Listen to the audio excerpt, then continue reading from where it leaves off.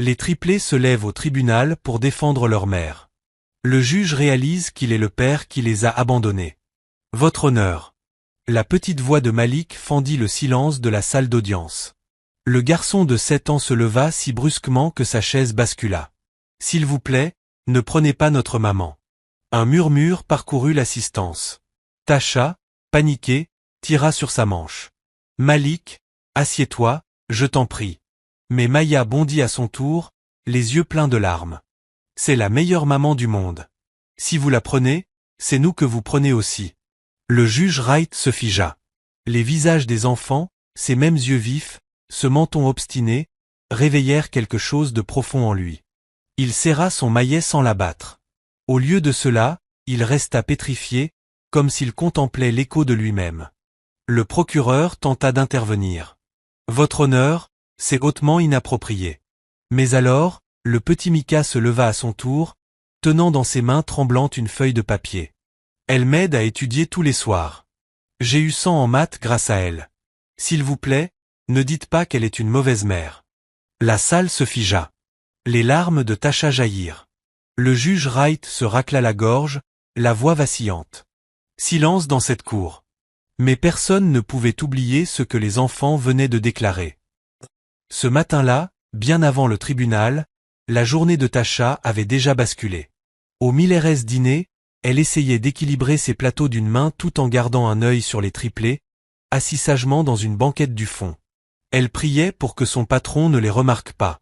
Mais les yeux perçants de M. Simmons ne manquèrent rien. Il surgit de derrière le comptoir. Encore une fois, Tasha, ce n'est pas une garderie ici. Monsieur Simmons, je n'avais pas le choix. L'école a fermé plus tôt. Je ne veux rien entendre. Rugit-il assez fort pour que les clients se retournent. Tu fais honte à cet endroit. Des rires nerveux parcoururent la salle. Malik bondit, le visage rouge. Ne parlez pas à ma maman comme ça. Elle travaille plus dur que vous. Un silence tomba. Maya se leva à son tour, le menton levé. Vous êtes juste jaloux parce que personne ne vous aime. La mâchoire de Simmons se contracta. Ça suffit. Tu es viré. Dehors. Sous le choc, Tasha attrapa la main de ses enfants et les entraîna dehors avant que sa honte ne la submerge. Le soir, elle monta les escaliers de son immeuble, les jambes lourdes. Mais collée à sa porte, une nouvelle claque, avis d'expulsion, 10 jours pour quitter les lieux. Ses mains tremblaient en l'arrachant. Des voisins chuchotaient depuis leur balcon, mêlant pitié et moquerie. Elle fit entrer ses enfants à la hâte pour leur épargner ces mots. Dans le petit salon, le poids de tout l'écrasa enfin. Elle tomba à genoux, sanglotant. Je n'en peux plus. Mais les triplés se serrèrent autour d'elle, lui tenant les mains. Ne pleure pas, maman, dit Malik d'une voix ferme. On se battra pour toi.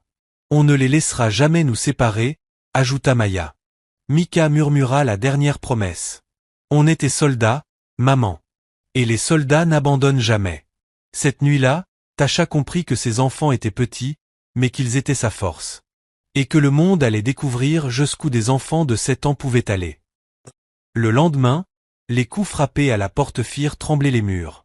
Tasha sursauta, manquant de lâcher sa tasse.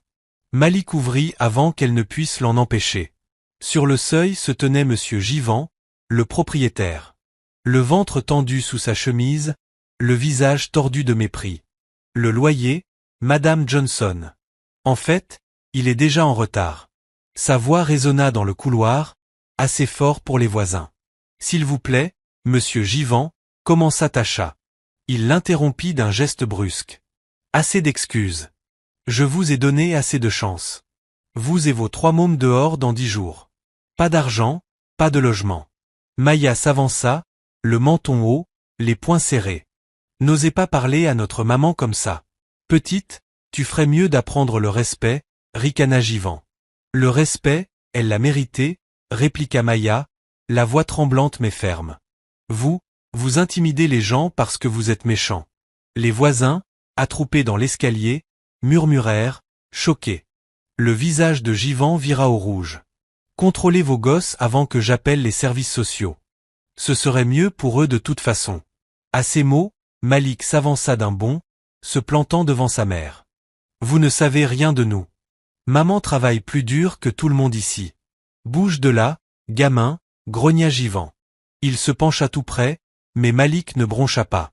Derrière, Mika fit entendre sa voix douce mais ferme. On n'a pas peur de vous. On ne partira pas, maman. Le propriétaire ricana, cracha au sol et se redressa. Très bien. On verra si vous êtes si courageux quand le shérif sera à votre porte. Il partit en maugréant, laissant ses insultes flotter dans le couloir. Le visage de Tasha brûlait de honte sous les regards des voisins. Elle verrouilla la porte à double tour. Ses enfants se pressèrent contre elle, l'enlaçant. « Maman, ne pleure pas », murmura Malik. « Il ne peut pas nous prendre. On te protégera. » Tasha s'effondra sur le canapé, le visage dans les mains. Les larmes coulaient, mais les bras de ses enfants ne la lâchaient pas. Maya grimpa sur ses genoux, collant son front contre sa poitrine. « On est là, maman. Toujours. » Mais les mots du propriétaire restaient suspendus dans l'air. Foyer d'accueil, shérif, 10 jours. Le dimanche matin, la lumière traversait les stores fendus tandis que Tasha essayait de reprendre ses esprits. Ses yeux étaient encore gonflés d'avoir pleuré presque toute la nuit, mais les triplés avaient déjà préparé leurs plus beaux habits. Malik dans sa chemise repassée, Maya avec son petit ruban, et Mika dans une veste bien trop grande pour lui, mais qu'il portait avec fierté. « Église aujourd'hui, maman », déclara fermement Maya. « Le pasteur Daniels saura quoi faire. » Tasha hésita. « Chérie, le pasteur ne peut pas tout arranger. Mais il peut prier, » murmura Mika. « Et parfois les prières sont exaucées. » N'ayant pas de meilleure option, Tasha rassembla ses forces. Tous les 4 marchèrent jusqu'à Mount Ion Baptist, la petite église du coin qu'il avait déjà soutenue dans ses tempêtes passées. À l'intérieur, les voix du chœur s'élevaient comme un tonnerre doux et sucré, mais Tasha ne pouvait chasser sa peur. À la fin du service, elle glissa dans le bureau du pasteur Daniels avec ses enfants. C'était un homme grand, aux yeux bienveillants. « Tasha, mon enfant, que se passe-t-il » demanda-t-il. Sa voix se brisa tandis qu'elle expliquait. Emploi perdu, loyer en retard, expulsion imminente. Il menace de me prendre mes bébés, pasteur. Je ne sais pas combien de temps je vais tenir. Le pasteur se cala dans son fauteuil, caressant sa barbe grisonnante. Tu as toujours été forte, Tasha. Mais parfois, même les plus forts ont besoin d'aide. Le fond de l'église est limité, mais je verrai ce que je peux rassembler. S'il vous plaît, pasteur. S'écria Malik, les poings serrés. Ne les laissez pas nous prendre. Les yeux du pasteur s'adoucirent. Il posa une main sur l'épaule du garçon. Personne ne vous prendra, mon fils. Pas si je peux l'empêcher. Un instant, Tasha sentit une lueur d'espoir. Mais en quittant son bureau, elle savait la vérité. L'église ne pouvait pas les sauver du propriétaire ni des tribunaux. De retour à la maison cet après-midi-là, alors qu'elle préparait du riz et des haricots, Malik entra dans la chambre. Il cherchait un crayon quand il remarqua une enveloppe jaunie dépassant d'un tiroir. Intrigué, il la tira. Sur le devant, un seul prénom écrit à l'encre pâlie, Anthony. La curiosité l'emporta. Il ouvrit et lut. Tasha, je ne peux pas être un père pour l'instant. Ma famille ne l'acceptera jamais. Je suis désolé. Son cœur bondit. Mais avant qu'il ne lise plus, Tasha surgit. Malik, qu'est-ce que tu fais? Elle lui arracha la lettre des mains, le visage blême comme la craie. Maman, c'est qui Anthony? Demanda-t-il, les yeux grands ouverts. Le souffle court, Tasha froissa la lettre, la jeta dans la corbeille métallique et craqua une allumette. Devant son fils stupéfait, le papier se tordit, noircit et disparut en fumée. Ce nom n'a aucune importance, dit-elle durement. Il n'a jamais compté. Ne fouille plus jamais dans mes affaires. Malik recula, blessé mais encore plus curieux. Dans le regard brûlant de sa mère, il sut qu'il y avait plus dans leur histoire qu'elle ne l'avait jamais avoué. Le soir venu, alors que l'odeur de papier brûlé flottait encore, un nouveau coup retentit à la porte. Cette fois, ce n'était pas le propriétaire. Une grande femme en tailleur gris se tenait là, un dossier contre sa poitrine. « Madame Johnson » demanda-t-elle d'un ton sec mais pas hostile. « Je suis Madame Carter, des services sociaux. J'ai reçu un signalement concernant vos conditions de vie. Puis-je entrer ?» L'estomac de Tasha se serra. Elle aurait voulu claquer la porte, mais Malik, Maya et Mika étaient déjà collés à ses jambes, les yeux levés. À l'intérieur, Madame Carter inspecta l'appartement, prenant des notes. Peinture écaillée, frigo presque vide, pile de factures impayées. Elle observa aussi les enfants. La façon dont ils défendaient leur mère, la manière dont ils s'agrippaient à sa main comme à une bouée. Vos enfants sont très loyaux, murmura Madame Carter, presque à elle-même. Ce sont tout ce que j'ai, répondit Tasha, la voix tremblante. Madame Carter ajouta une dernière note, referma son dossier et déclara. Nous allons examiner la situation au tribunal. Soyez prête. Et elle partit sans un mot de plus. Dès que la porte se referma, Maya leva les yeux vers sa mère, le petit visage déterminé. Ils ne nous auront pas, maman. Peu importe ce qu'ils disent. Mika hocha la tête, serrant son tablier. On leur résistera. Mais les yeux de Malik restaient empreints de trouble. Ses pensées revenaient sans cesse à cette lettre. Le nom Anthony brûlait dans son esprit, comme le feu qu'il avait consumé. Quel que soit cet homme, Malik était persuadé qu'il détenait la clé de tout. Cette nuit-là, alors que Tasha restait éveillée, fixant le plafond, elle réalisa que ses enfants avaient raison sur un point. Une tempête se préparait. Et bientôt, le passé qu'elle avait tant cherché à enterrer remonterait, cette fois, devant un tribunal, où la vérité ne pourrait plus être dissimulée. L'aube à peine levée, un coup sec retentit à la porte. Ce n'était pas le propriétaire. Le son, officiel et ferme, fit trembler les murs. Tasha se figea, spatule à la main, alors qu'elle retournait des pancakes. Les enfants s'interrompirent, la bouche encore à mi-morsure. « Qui est-ce » chuchota Malik. Tasha ne répondit pas, son cœur le savait déjà. Elle reposa la spatule, tremblante, alla ouvrir la porte. Un officier en uniforme se tenait sur le pas. À côté de lui, une femme brandissait une enveloppe cachetée, frappée du sceau du comté. « Madame Tasha Johnson » demanda la femme. « Oui » répondit Tasha d'une voix enrouée. « Voici une convocation à comparaître devant la cour familiale. L'État a ouvert une procédure concernant la garde de vos 3 enfants. » Elle lui tendit l'enveloppe. « Si vous ne vous présentez pas, les services de protection de l'enfance interviendront immédiatement. » Le souffle de Tasha se figea. « Garde. Vous dites que j'aurai l'occasion de me défendre devant un tribunal ?» Elle approcha pour parler, mais la femme l'interrompit sèchement. « Les détails sont à l'intérieur. Bonne journée, madame. » L'officier inclina la tête et tous deux s'éloignèrent, laissant Tasha figée dans l'encadrement de la porte, l'enveloppe pesante dans ses mains. Les triplés accoururent aussitôt. « Maman, qu'est-ce que c'est » demanda Maya.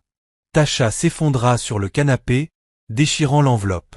Ses yeux parcoururent les mots, ses lèvres tremblèrent. « Ils veulent vous enlever » murmura-t-elle. « Nous devons aller au tribunal la semaine prochaine. »« Non » s'écria Malik, ses petites mains frappant le coussin. « Ils ne peuvent pas faire ça. » Mika s'approcha, tirant sur sa manche. « Maman, on leur dira. On les fera écouter. » Tasha secoua la tête, violemment. « Non, chérie. Le tribunal, ce n'est pas une pièce de théâtre. Je me chargerai de tout. » Mais les triplés échangèrent un regard, leur visage déterminé. Ils n'avaient aucune intention de rester silencieux. Cette nuit-là, Tasha resta assise à la table de la cuisine, la tête entre les mains, les papiers étalés devant elle. Malik resta près de l'encadrement de la porte, silencieux. « Maman, tu as peur, hein » dit-il doucement. Elle releva la tête, tenta de sourire. « Non, chérie, je suis juste fatiguée. » Mais Malik n'était pas dupe. « On va t'aider. Tu n'as pas à te battre seule. » À cet instant, Maya entra en trombe, traînant Mika derrière elle. « On a déjà commencé à écrire ce qu'on dira au tribunal. »« Quoi » s'exclama Tasha, alarmée.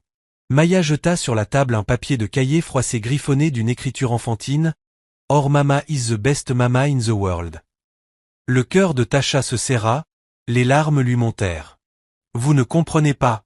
On ne papote pas au tribunal comme à l'école. Ils n'applaudiront pas juste parce que vous parlez.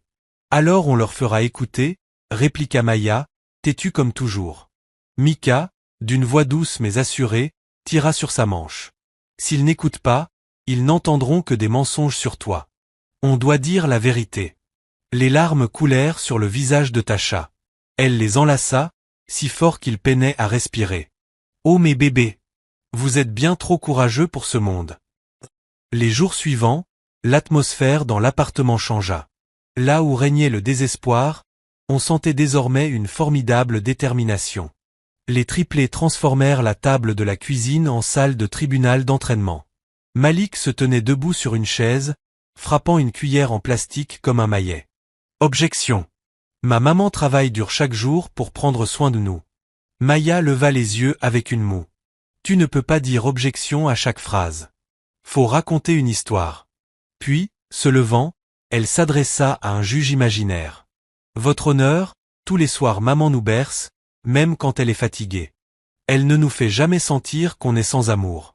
Mika s'avança timidement, serrant ses certificats scolaires. Et j'ai eu ces notes parce que maman est restée éveillée pour m'aider. C'est la preuve qu'elle est une bonne maman. Tasha les observait depuis l'encadrement de la porte, partagée entre fierté et peur. Ses enfants répétaient une bataille qu'ils ne devraient jamais avoir à livrer. 3 jours avant l'audience, le propriétaire réapparut, frappant violemment à la porte, cette fois accompagné de 2 hommes. Le temps file, Madame Johnson, lança-t-il en s'insinuant. Les 10 jours sont presque écoulés. Vous n'avez pas d'argent. Vous et ces gosses, vous finirez à la rue. Tasha sortit sur le palier, fermant la porte derrière elle pour que les enfants n'entendent pas. S'il vous plaît, monsieur Givant. J'ai juste besoin d'un peu plus de temps. Après le tribunal, je réglerai tout. Le propriétaire éclata d'un rire cruel. Le tribunal? Tu crois qu'ils seront de ton côté? Tout le monde sait que tu ne peux pas t'en sortir. Ces gosses finiront où ils doivent être, dans le système. Ces mots la transpercèrent comme des lames. La rage monta en elle, mais avant qu'elle ne puisse réagir, la porte s'ouvrit brusquement derrière elle. Malik se tenait là, poing serré. Vous mentez, s'écria-t-il. Notre maman est meilleure que vous le serez jamais. Maya et Mika se joignirent à lui, alignés, solidaires. On n'a pas peur de vous. Le visage de Givant s'assombrit. Petits ingrats, vous le regretterez. Il tourna les talons et descendit les escaliers en claquant des talons avec les 2 hommes. Tasha rentra, tremblante. Ne réouvre jamais cette porte quand je lui parle, compris? Gronda-t-elle. Mais maman, protesta Malik. Il te mentait. On ne peut pas rester silencieux. Elle l'attira contre elle, les larmes trempant ses cheveux. Je le sais, chérie, mais parfois, rester en sécurité, c'est rester silencieux. Les enfants échangèrent un regard. Aucun d'eux n'était d'accord. Le silence ne les avait jamais sauvés jusqu'à présent. La veille de l'audience, Tasha ne parvint pas à dormir. Elle resta allongée, yeux fixés au plafond, entendant la respiration apaisée de ses enfants blottis autour d'elle. Son cœur était saturé de peur, peur de les perdre, peur d'affronter les fantômes de son passé. Mais dans le noir, Malik murmura. Maman. Oui, bébé. On va gagner parce qu'on a la vérité, et la vérité est plus forte que tout. Tasha ferma les yeux, des larmes glissant sur ses joues. Elle embrassa leur front. Si c'est la vérité qui nous sauvera, alors peut-être, juste peut-être, qu'on s'en sortira. Au matin, la famille enfila de nouveau ses plus beaux habits. L'air était lourd de crainte, mais aussi de détermination. Lorsqu'ils quittèrent l'appartement, les voisins chuchotaient, certains avec pitié, d'autres avec cruauté. Pauvre gosse. Jamais eu de père. Elle ne pourra jamais les garder. Les triplés entendirent tout. Et pourtant, ils ne fléchirent pas. Malik serra la main de sa mère. Maya redressa le menton. Mika serra son petit dossier scolaire comme une armure. Tasha les conduisit dans la rue, chaque pas plus lourd que le précédent. Devant eux, le palais de justice se dressait, telle une forteresse. Et à l'intérieur, leur destin attendait d'être décidé. Chacune des marches portait le poids de ceux qui, génération après génération, étaient venus plaider, confesser ou lutter. Pour Tasha Johnson, chaque marche semblait aussi lourde que du plomb. Les petites mains de ses enfants s'accrochaient à sa jupe tandis qu'ils gravissaient ensemble. Leurs vêtements de dimanche étaient impeccables, mais leur visage était grave. Gardez la tête haute, murmura Tasha, même si la sienne penchait. Ne les laissez pas nous voir faibles. Dans le hall, des voix résonnaient, les chaussures crissaient sur le marbre, les stylos cliquetaient. Des avocats passèrent, mallette à la main, leur regard effleurant Tasha et ses enfants comme s'ils étaient déjà perdus. Quand leur affaire fut appelée, ils entrèrent dans la salle d'audience. Le plafond s'élevait haut, les murs étaient revêtus de panneaux de bois. À la tribune siégeait le juge Anthony Wright, sa robe noire tombant lourdement autour de lui. Il ajusta ses lunettes, fixant la femme devant lui, puis les 3 enfants collés à son côté. Quelque chose passa dans ses yeux, quelque chose d'inquiétant. Tous debout, appela l'huissier. La cour est maintenant en session. Tout le monde se leva. Les genoux de Tasha tremblaient. Quand le juge fit signe de s'asseoir, elle installa ses enfants au premier rang. Le procureur, un homme grand, aux cheveux lissés et à la voix acérée comme l'acier, ne perdit pas de temps. Votre honneur, cette affaire concerne 3 enfants vivant dans des conditions dangereuses et instables. Leur mère, Madame Johnson, n'a pas de revenus stables, pas de logement adéquat et aucun père pour apporter un soutien. Nous démontrerons que les enfants seraient plus en sécurité et en meilleure santé sous la garde de l'État.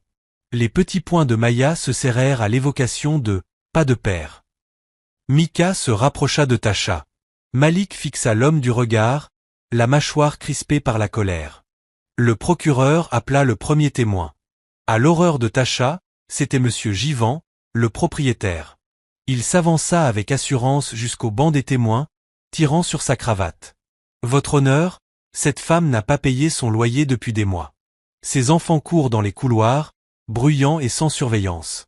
Cet endroit n'est pas approprié pour des enfants. Je gère un immeuble respectable et elle le dégrade. C'est un mensonge, cria Maya, bondissant sur ses pieds. Toute la salle retint son souffle. Le marteau du juge claqua. Silence dans la salle. Tasha tira sa fille vers elle en chuchotant. S'il te plaît, bébé, pas maintenant. Mais les yeux de Maya brûlaient de larmes. Il ment, maman. Tu es une bonne maman. Le regard du juge s'attarda sur l'enfant, puis se reporta sur le propriétaire. Continuez, ordonna-t-il d'une voix bourrue, bien que celle-ci trahissait un étrange tremblement. Le procureur se pencha.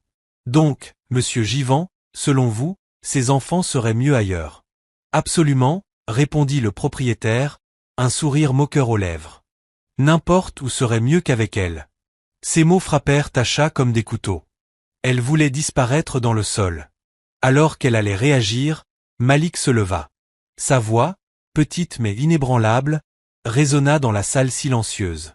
Ce n'est pas vrai. Notre maman prend soin de nous mieux que quiconque. Elle reste éveillée toute la nuit pour que nous puissions manger. Elle nous aide avec nos devoirs. Elle nous fait rire. Elle nous ordonne. Le juge Wright grogna, mais son marteau resta suspendu en l'air. Ses yeux étaient fixés sur le garçon, et dans ce regard, il y avait non seulement de la discipline, mais aussi de la reconnaissance. Le procureur ricana. Votre honneur, les enfants n'ont pas à témoigner de cette manière. Mais la voix timide de Micah s'éleva ensuite, tremblante mais claire. Il sortit un papier froissé de son petit dossier. J'ai eu 20/20 à mon contrôle de maths. Maman est restée éveillée avec moi-même quand elle était fatiguée. Cela prouve qu'elle est une bonne maman. Il leva haut le papier, ses petites mains tremblantes. La salle tomba silencieuse. Les journalistes griffonnaient furieusement. Une femme dans la galerie se moucha. Tasha enfouit son visage dans ses mains. C'était sa pire peur, voir ses enfants entraînés dans l'humiliation. Pourtant, en même temps, une étincelle de fierté scintilla. Il se battait pour elle de la seule manière qu'il connaissait. La main du juge tremblait sur le marteau. Il fixait les enfants, le visage crispé. Leurs yeux, la forme de leurs lèvres lui semblaient si familiers. Pendant un instant, son esprit retourna 7 ans en arrière. Une jeune femme, une passion ardente, et une décision qu'il avait enfouie sous la honte et l'ambition. Il secoua la tête, se racla la gorge. Assez. Cette cour doit maintenir l'ordre. Les enfants ne sont pas autorisés à interrompre la procédure. Madame Johnson, contrôlez votre famille. Tasha avala difficilement sa salive, serrant ses enfants contre elle. S'il vous plaît, je sais que vous voulez aider, mais laissez-moi gérer ça. Mais la mâchoire de Malik resta serrée, les yeux de Maya flamboyaient, et Micah serrait son papier comme une arme. Le procureur sourit, sûr de sa victoire. Votre honneur, les preuves sont claires. Madame Johnson ne peut pas subvenir aux besoins des enfants. Ces enfants sont émotionnellement fragiles et défensifs, ce qui démontre davantage l'instabilité. Nous demandons une considération immédiate pour un placement en foyer. Ces mots frappèrent Tasha comme un marteau. Elle ne pouvait plus respirer. La pièce tourbillonnait. Puis, dans le silence, la petite voix de Malik s'éleva de nouveau, défiant. Si vous l'emportez loin de nous, vous devrez nous prendre aussi, car nous ne quitterons jamais notre maman. Toute la salle d'audience éclata.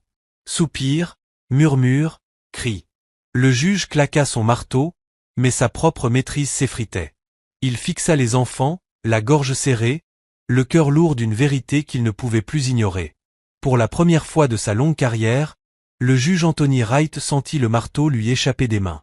Non par faiblesse, mais parce que les fantômes de son propre passé lui faisaient face dans les visages de ses 3 enfants courageux. L'écho du marteau résonna encore longtemps après que la voix des triplés se fut tue. Le juge Wright resta raide sur sa chaise, ses doigts frappant nerveusement le bureau. Sa mâchoire se serra, mais ses yeux revenaient encore et encore vers les 3 enfants blottis autour de leur mère. Ce qui le troublait le plus, c'étaient leurs yeux. Le regard obstiné de Malik, la défiance flamboyante de Maya, le regard timide mais ferme de Mika. Ils portaient en eux des fragments de son propre visage, des fragments qu'il croyait que personne d'autre n'avait jamais vus. Il se racla la gorge. La cour reprendra après le déjeuner. Sa voix se fissura légèrement, trahissant ce que son expression stoïque cherchait à cacher. Alors que les gens sortaient, des murmures parcouraient la galerie. « Il ne lui ressemble pas ?» murmura une femme. Une journaliste griffonnait furieusement, les yeux passant du juge au triplé. Tasha serra les mains de ses enfants et les entraîna vers la sortie. Mais Malik, encore enflammé, chuchota. « Maman, pourquoi il n'a pas arrêté de nous regarder comme ça ?» Tasha secoua rapidement la tête. « Chut, bébé, ne pose pas de questions auxquelles nous n'avons pas besoin de réponses. » Sa voix tremblait, comme si la dire à haute voix risquait de fissurer les murs fragiles autour de son secret. Pendant la pause, le juge Wright se retira dans ses appartements, marchant comme un lion en cage. Son greffier, un jeune homme nommé Harris, entra prudemment. « Monsieur, ça va ? » « Ça va », cracha le juge, puis adoucit son ton. « Apportez-moi juste le dossier à nouveau. » Harris le lui tendit. Wright feuilleta les papiers, loyers impayés, licenciements, avis d'expulsion. Mais ce n'étaient pas les documents qui le secouaient. C'étaient les notes griffonnées par l'assistante sociale. Enfants extrêmement loyaux envers leur mère, protecteurs, vocalement très expressifs. Il referma le dossier et pressa ses paumes contre ses yeux. Dans le silence de son bureau, les souvenirs refirent surface. Une Tasha plus jeune, son rire comme une mélodie, sa propre lâcheté la nuit où il était parti. La lettre qu'il n'aurait jamais dû écrire. Et maintenant, ils étaient là, preuve vivante de sa trahison, dans sa salle d'audience, l'appelant votre honneur au lieu de papa. De retour dans la salle, le procureur reprit immédiatement son attaque. Votre honneur, les éclats des enfants ne font que confirmer l'instabilité du foyer. Ils sont indisciplinés, agressifs, et manifestement sous stress émotionnel.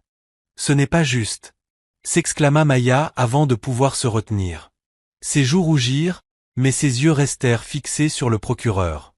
Nous ne sommes pas indisciplinés. Nous ne laissons juste pas les gens mentir sur notre maman. Le procureur sourit, moqueur. Voilà encore une preuve que ces enfants manquent de discipline. Le marteau claqua lourdement, mais la voix du juge vacilla. Ordre dans la salle. Enfants, vous devez rester silencieux. Tasha serra fort la main de Maya. S'il te plaît, bébé, je t'en prie, ne dis plus un mot. Mais l'esprit fougueux de sa fille ne se laissa pas contenir. Ils agissent comme si nous ne comptions pas, murmura Maya avec force, assez fort pour être entendu par ceux qui se trouvaient près. Mais nous comptons. Les murmures reprirent dans la galerie. Le procureur leva les yeux au ciel de manière théâtrale et se tourna vers le banc. Votre honneur, peut-être que le moyen le plus rapide de mettre fin à ces absurdités serait d'ordonner un test de paternité. Ainsi, nous pourrions déterminer qui, le cas échéant, devrait être responsable de ces enfants en dehors de Madame Johnson. Le corps entier de Tasha se raidit. La salle retint son souffle. Le juge resta figé, le sang battant dans ses oreilles. Test de paternité. Ces mots serrèrent sa poitrine. Le procureur poursuivit. Si leur père peut être identifié, la cour pourra peut-être considérer son rôle financier ou de garde. Mais pour l'instant, ses enfants sont. Il fit une pause pour les faits. Sans père. La petite voix de Mika s'éleva, claire et nette. Nous n'avons pas de père. Nous avons maman. Elle est tout pour nous. La salle retomba dans le silence. Le marteau du juge tremblait dans sa main. Il voulait crier au procureur, effacer ces mots du dossier, mais son rôle était de rester impartial, de porter la robe de la justice, pas le masque du regret. Au lieu de cela, il dit d'une voix rauque. La cour prendra cette suggestion en considération. Pendant la pause déjeuner, les murmures devinrent des commérages ouverts dans la cafétéria du tribunal. Deux jeunes avocats se penchaient sur leur plateau. « Dis-moi que tu vois ça » dit l'un. « Les yeux, la mâchoire » répondit l'autre. « Ils lui ressemblent exactement. »« Et tu as vu comment il n'arrêtait pas de les fixer ? Si je ne savais pas mieux. » »« Chut, fais attention. Ce genre de parole peut ruiner une carrière. » Mais les rumeurs avaient déjà commencé à se répandre, comme un feu de forêt dans les couloirs de marbre. Pendant ce temps, dans un petit coin du hall du tribunal, Tasha s'agenouilla devant ses enfants. « Écoutez-moi » chuchota-t-elle avec urgence. « Vous ne pouvez pas continuer à interrompre. S'il vous plaît, mes bébés, ils tourneront tout ce que vous dites contre nous. » Les yeux de Malik flamboyaient. « Mais maman, si nous ne parlons pas, personne n'entendra la vérité. »« Je parlerai pour nous, » dit-elle fermement, bien que sa voix se brisât. « C'est mon rôle. » Mika tira sur sa manche. « Maman, et si on leur demande pour notre papa ?» La poitrine de Tasha se serra. Pendant un instant, elle ne pouvait plus respirer. « Alors vous ne dites rien » murmura-t-elle avec force. « Vous m'entendez ? Rien. Ce chapitre de notre vie est clos. » Mais Malik, toujours obstiné, murmura à voix basse. « Peut-être qu'il n'est pas clos. Peut-être qu'il est plus proche que tu ne le crois. » Tasha se retourna brusquement, les yeux écarquillés. « Que as-tu dit ?» Mais Malik secoua seulement la tête, lèvres serrées. Il avait vu comment le juge les regardait, et la pensée avait déjà commencé à germer dans son jeune esprit. Quand la cour reprit, la tension était plus lourde, l'air chargé de soupçons non dits. Le procureur fit témoigner l'assistante sociale, Madame Carter. Elle décrivit l'appartement, le frigo vide, l'avis d'expulsion. « Les enfants sont clairement attachés à leur mère, » dit-elle avec prudence. « Mais je crains que leur loyauté ne les aveugle face à l'instabilité de leur situation. » Tasha serra le banc si fort que ses jointures blanchirent. « Pourtant, je n'ai jamais vu d'enfants se battre si farouchement pour leurs parents. Cela en dit long sur le dévouement de Madame Johnson, même si les circonstances sont désastreuses, » ajouta-t-elle doucement. Le visage du procureur se tendit, irrité par cette touche de compassion. Le juge Wright se pencha, sa voix basse. « Merci, Madame Carter. » Il baissa les yeux vers les enfants, puis vers les papiers sur son bureau, mais les mots se brouillaient. Son cœur battait trop fort dans ses oreilles. Tout l'après-midi, le témoignage se poursuivit. Statistiques, rapports, accusations. Mais la seule chose qui résonnait dans l'esprit du juge, c'étaient les mots qu'il avait écrits dans une lettre des années auparavant. « Je ne peux pas être père maintenant. Ma famille n'accepterait jamais cela. Je suis désolé. » Et maintenant, ils étaient là, trois pères Dieu le fixant avec la vérité qu'il avait tenté d'enterrer.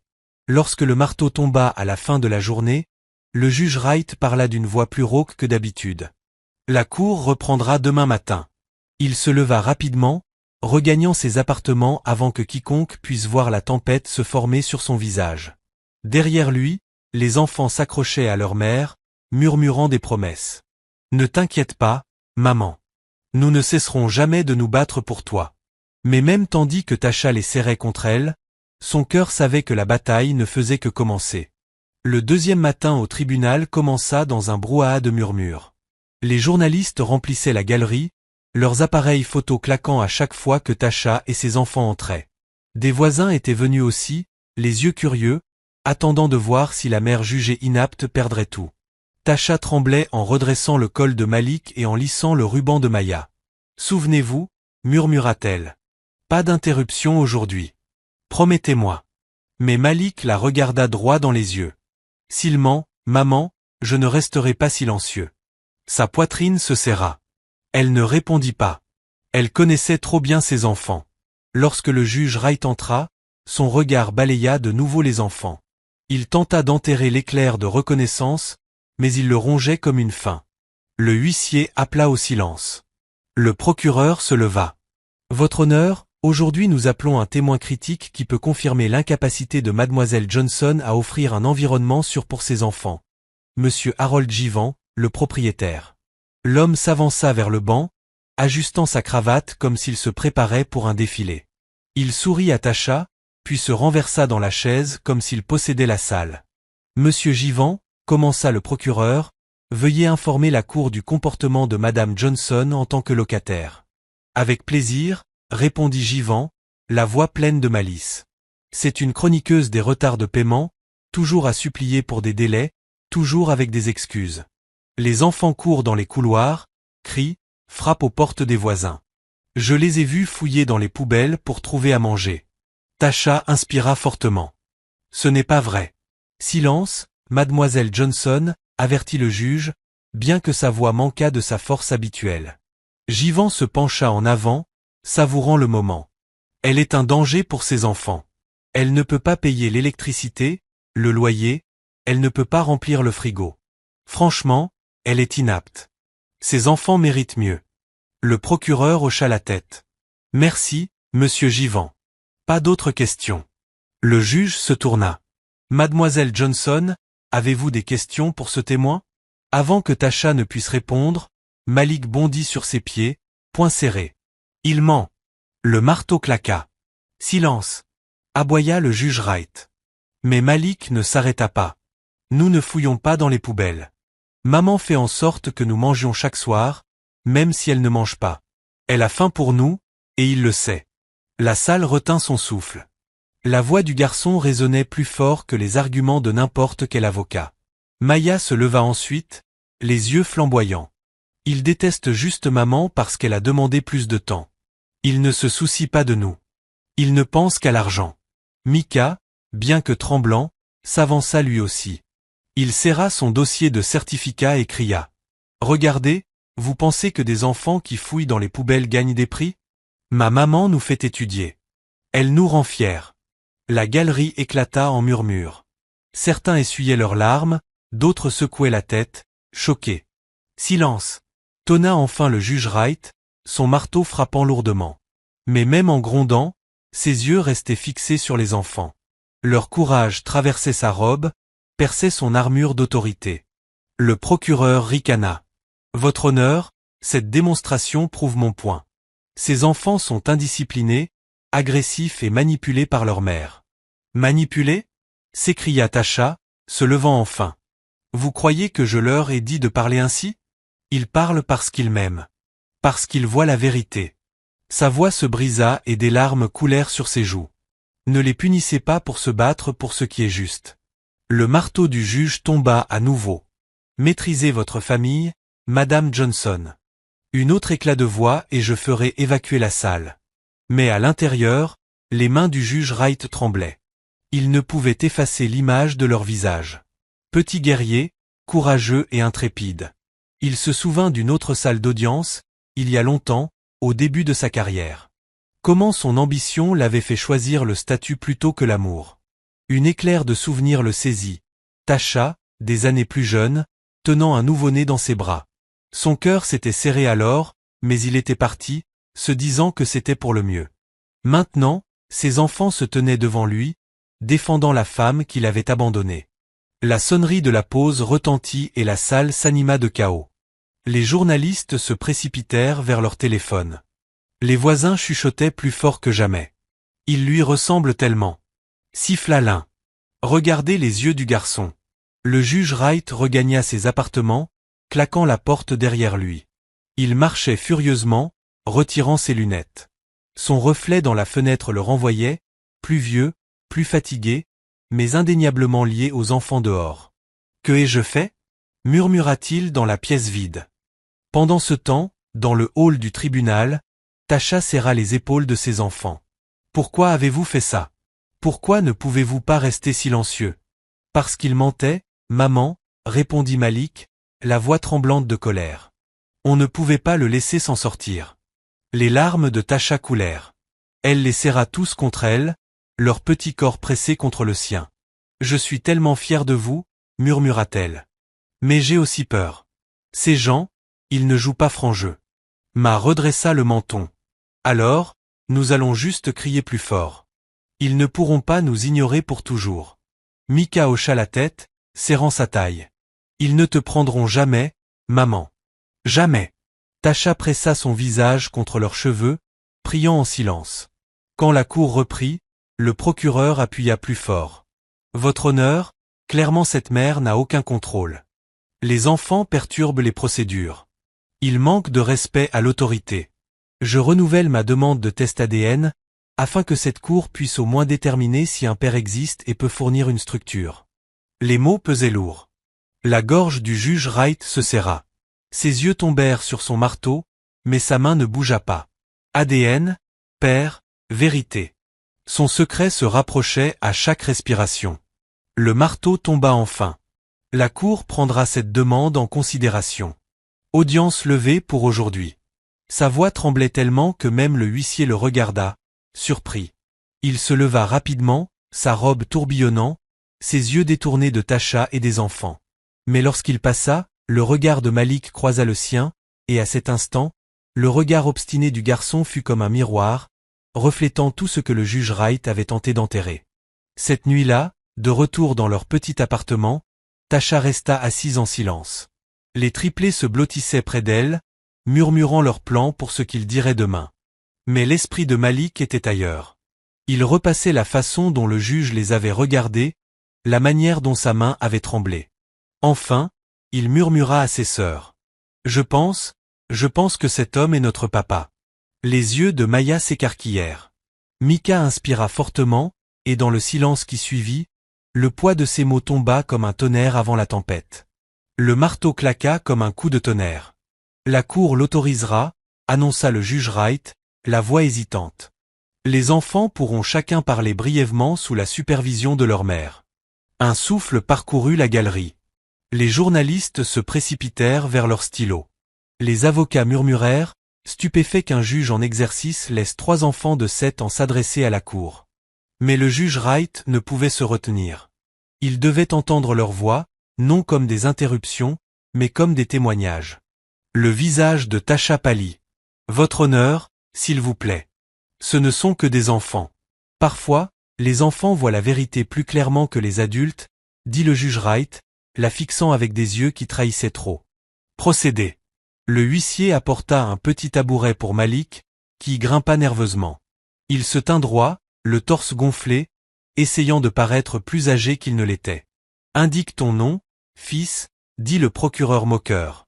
Malik Johnson, répondit-il fermement. Et quel âge as-tu? 7 ans. Le procureur sourit. 7 ans, votre honneur. À peine un témoin crédible. Mais Malik l'ignora, fixant le juge droit dans les yeux.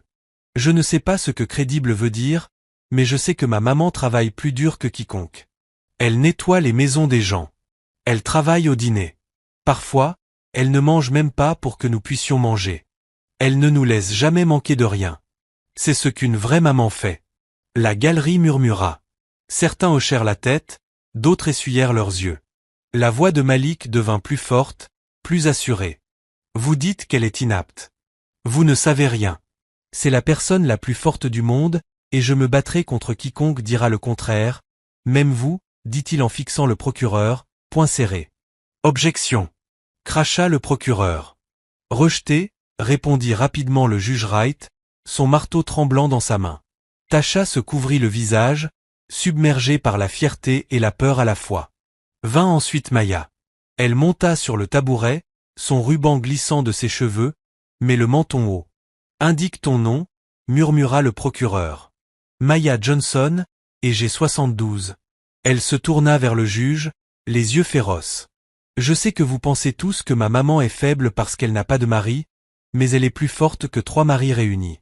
Chaque nuit, elle nous berce pour dormir, même quand elle est trop fatiguée pour garder les yeux ouverts. Quand nous avons peur, elle nous raconte des histoires. Quand nous sommes tristes, elle nous fait rire. C'est ça, l'amour. Et l'amour est ce qui fait une famille, pas l'argent. La galerie éclata en applaudissements avant que le huissier n'aboyait pour rétablir le silence. Mais Maya n'avait pas fini. Vous dites qu'elle n'a pas de discipline. Vous dites que nous sommes indisciplinés. Nous ne sommes pas indisciplinés. Nous savons simplement reconnaître les mensonges quand nous les entendons. Cet homme, dit-elle en pointant directement le propriétaire, est monté ici et a menti en disant que nous fouillons dans les poubelles. Nous ne faisons pas ça. Nous avons de la fierté. Nous avons maman. Et elle nous donne plus que ce qu'il ne pourrait jamais nous donner. Le visage du propriétaire devint rouge tandis que des murmures se répandaient dans la salle. Le juge Wright avala difficilement, la vision brouillée. La défiance de Maya éveilla quelque chose de profond en lui. Un écho du feu que Tasha portait autrefois, jeune et sans peur. Enfin, Micah, le plus discret des trois, s'avança vers le tabouret, les genoux frappant l'un contre l'autre, mais il serrait son petit dossier de devoir comme une armure. Non, soupira le procureur. Micah Johnson. J'ai 7 ans. Sa voix était douce, presque trop douce. La salle se pencha pour l'entendre. Je ne suis pas doué pour parler comme Malik ou Maya. Mais je suis bon à l'école et je suis bon parce que maman fait de moi quelqu'un de bien. Elle reste éveillée avec moi-même quand elle est fatiguée, même quand ses yeux se ferment. Elle me dit que je peux être n'importe quoi et je la crois. Il ouvrit son dossier et leva ses certificats avec des mains tremblantes. Regardez, c'est la preuve. Elle m'a fait croire en moi. Personne d'autre ne l'a fait. Ni mes professeurs, ni les voisins, juste elle. Sa lèvre inférieure trembla. Si vous l'enlevez, je ne saurai plus qui je suis. Parce qu'elle est mon cœur. Elle est le cœur de nous tous. La salle d'audience était morte de silence. Pas un tout-sautement, pas un murmure, juste la vérité d'un petit garçon remplissant l'air. Tasha sanglota ouvertement, incapable de cacher ses larmes. Elle prit Micah dans ses bras, le serrant fort. Malik et Maya se rapprochèrent, et pendant un instant, les quatre semblaient former une seule unité, indestructible, indivisible.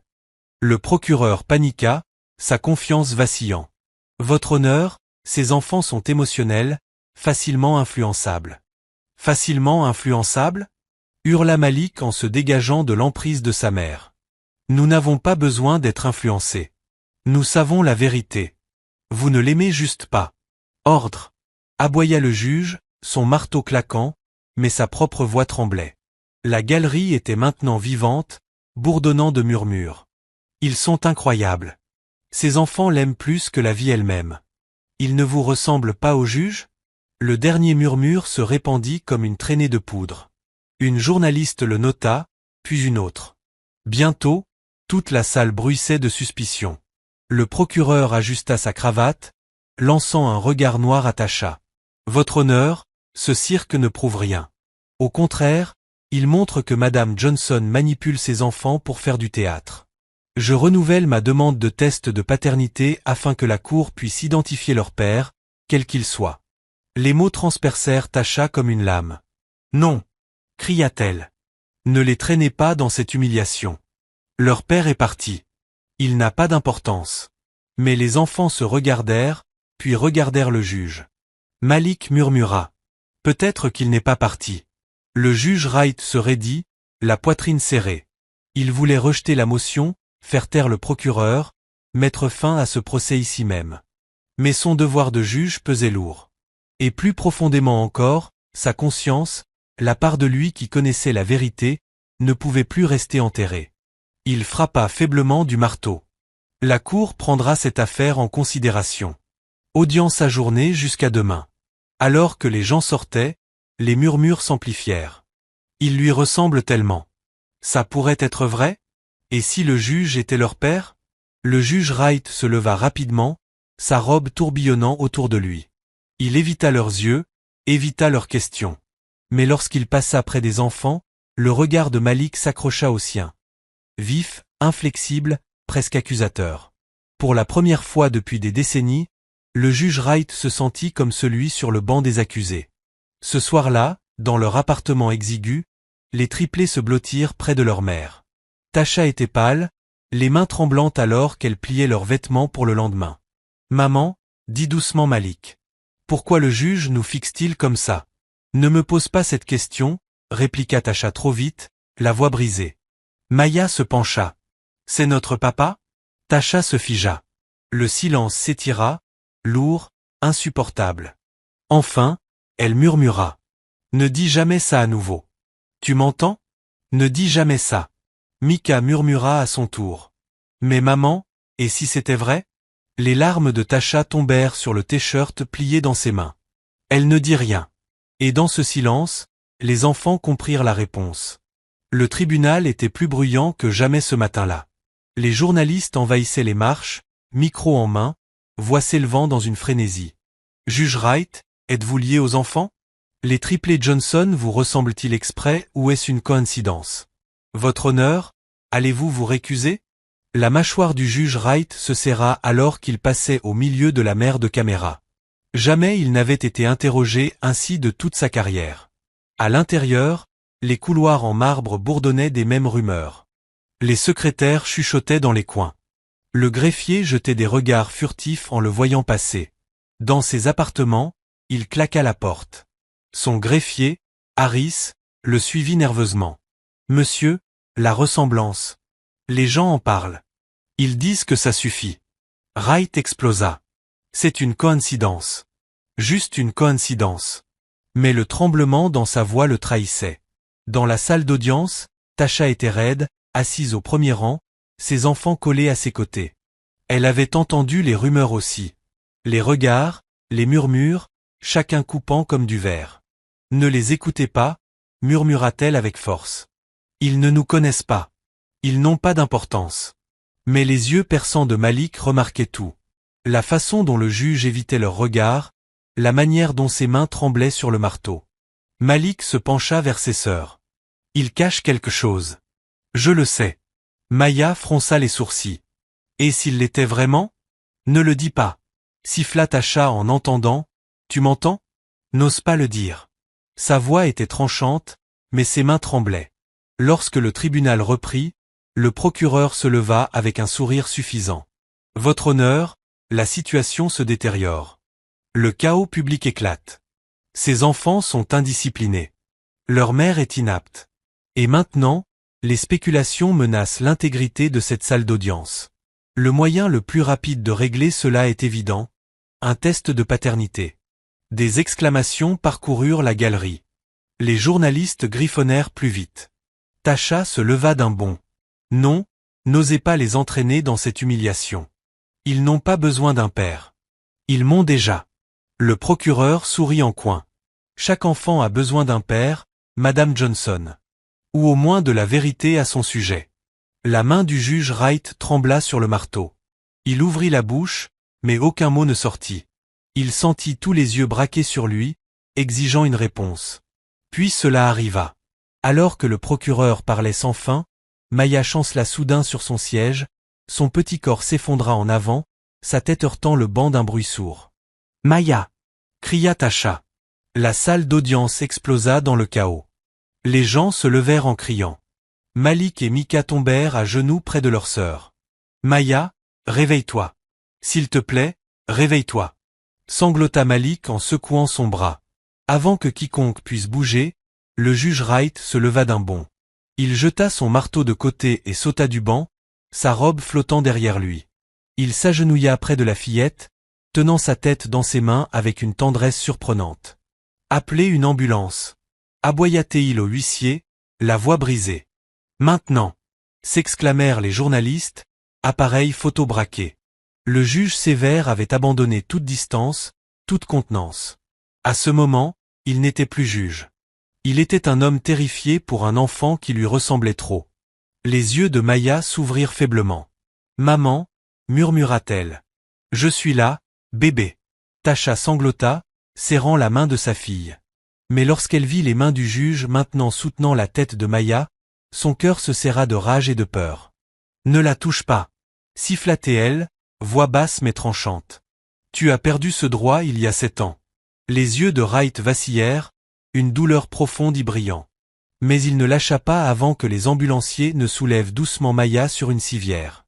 La galerie bourdonnait comme une ruche. « L'avez-vous vu? Il a agi comme son père.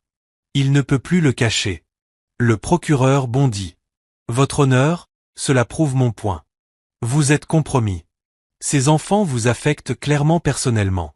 Pour l'intégrité de cette cour, vous devez vous récuser ou accepter un test de paternité. Le marteau retomba plus fort que jamais. Assez. Rugit le juge Wright, mais sa voix se brisa, et la salle ressentit le tremblement de son esprit. Il s'affaissa dans son fauteuil, la tête entre les mains, long moment avant de se redresser. Son visage était pâle, ses yeux cernés. Cette cour fera une pause jusqu'à nouvel ordre. Le huissier appela au calme, mais la salle était déjà en chaos.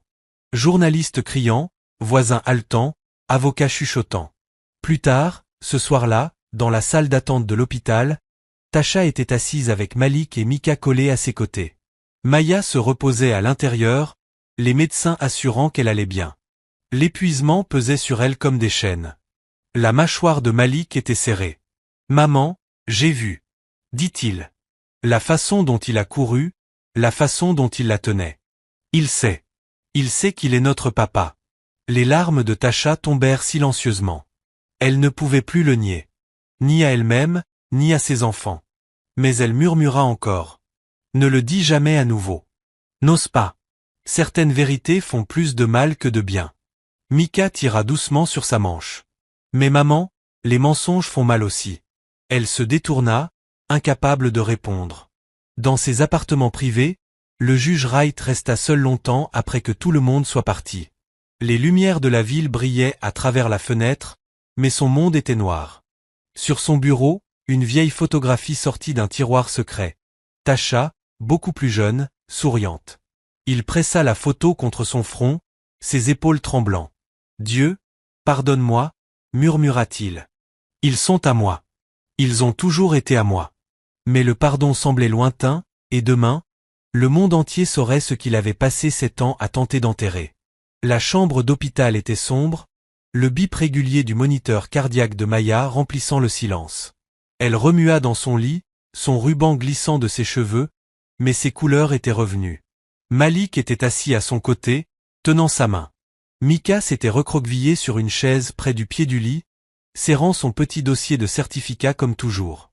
Tasha se tenait près de la fenêtre, les bras croisés, regardant dans le vide. Pour la première fois depuis des jours, elle ressemblait moins à une combattante et plus à une femme portant 7 ans d'épuisement. « Maman » murmura Malik. « Quand est-ce qu'on retourne au tribunal ?»« Demain » dit-elle d'une voix creuse. « Ils vont continuer à pousser. Nous continuerons à nous battre. » Mais Malik n'avait pas l'air satisfait. Son regard se tourna vers la porte fermée. « Maman » dit-il doucement. « Pourquoi il nous regarde comme ça ? Le juge ? Il fixe comme s'il nous connaissait. » Le corps de Tasha se raidit. Elle se retourna brusquement. « Arrête, Malik. Ne pose pas de questions qui n'ont pas besoin de réponses. »« Mais maman, j'ai dit d'arrêter. » Sa voix se brisa, plus dure qu'elle ne le voulait. Maya remua dans le lit en gémissant, et Tasha laissa son visage tomber dans ses mains. « Mon Dieu, que suis-je censé faire ?» Plus tard dans la soirée, quand les heures de visite prirent fin, une ombre obscurcit l'embrasure de la porte. Le juge Wright entra, sa robe remplacée par un simple costume gris, mais sa présence était tout aussi lourde. Tasha retint son souffle. « Tu ne devrais pas être ici » siffla-t-elle en se levant pour bloquer son chemin. « Ce n'est pas ta place. »« Je devais vérifier la fille » dit-il doucement, les yeux jetés vers Maya dans le lit, sa voix adoucie. « Elle est forte comme sa mère. » La mâchoire de Tasha se serra. « N'ose pas.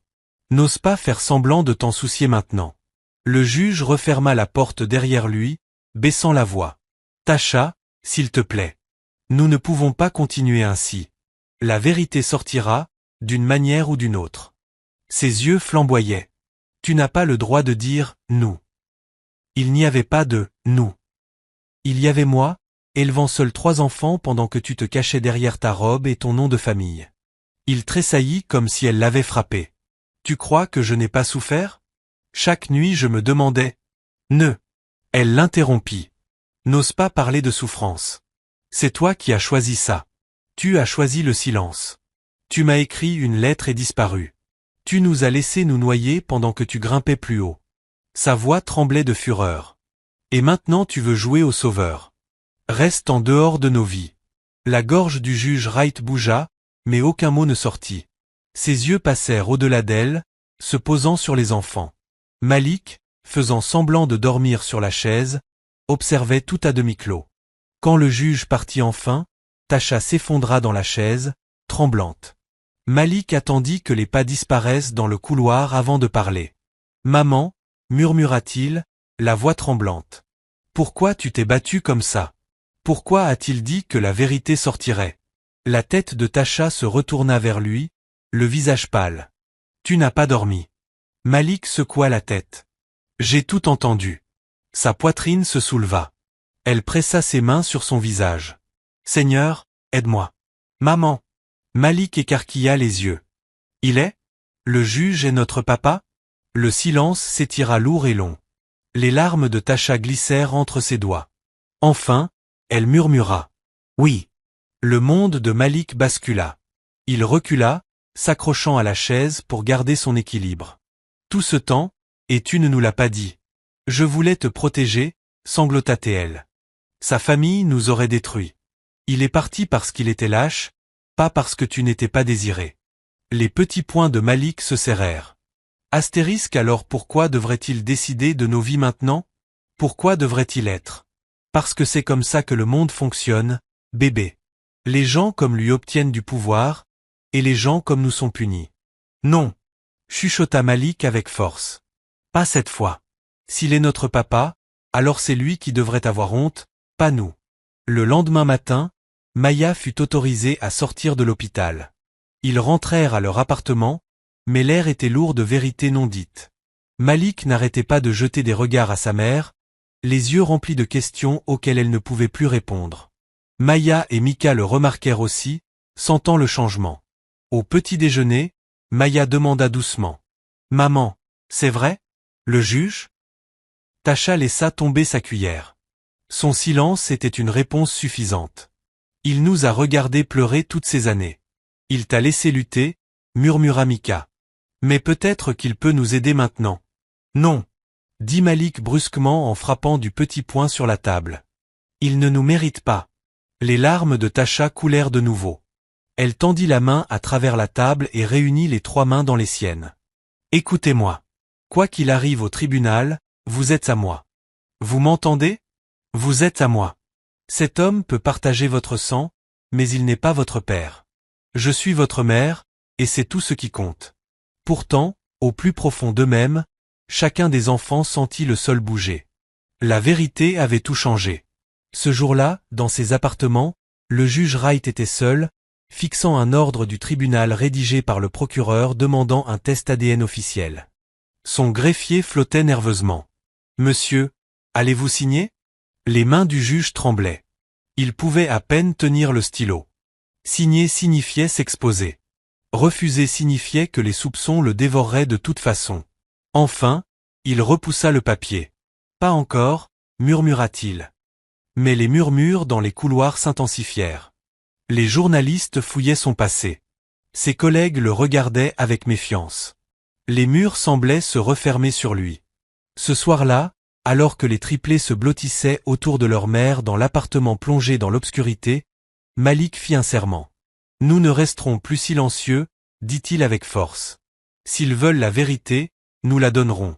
Pas pour le sauver, mais pour te sauver, maman. » Ses sœurs hochèrent la tête, leurs petits visages graves. Et à ce moment-là, les lignes de bataille se déplacèrent. Ce n'était plus seulement Tasha contre le système.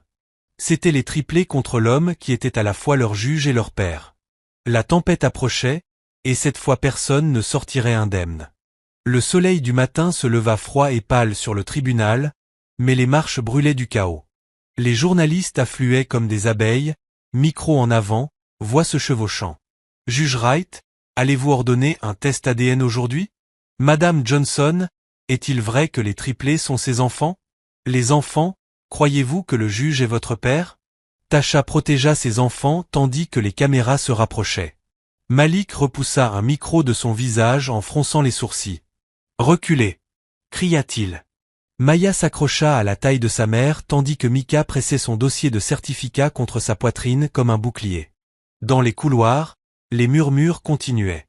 Les greffiers, avocats, même les concierges les observaient du coin de l'œil. La rumeur était devenue trop forte pour être ignorée. Quand le juge Wright entra, la salle tomba silencieuse.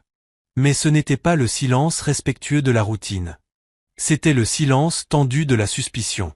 Chaque regard le suivait, attendant une erreur, une fissure, une confession.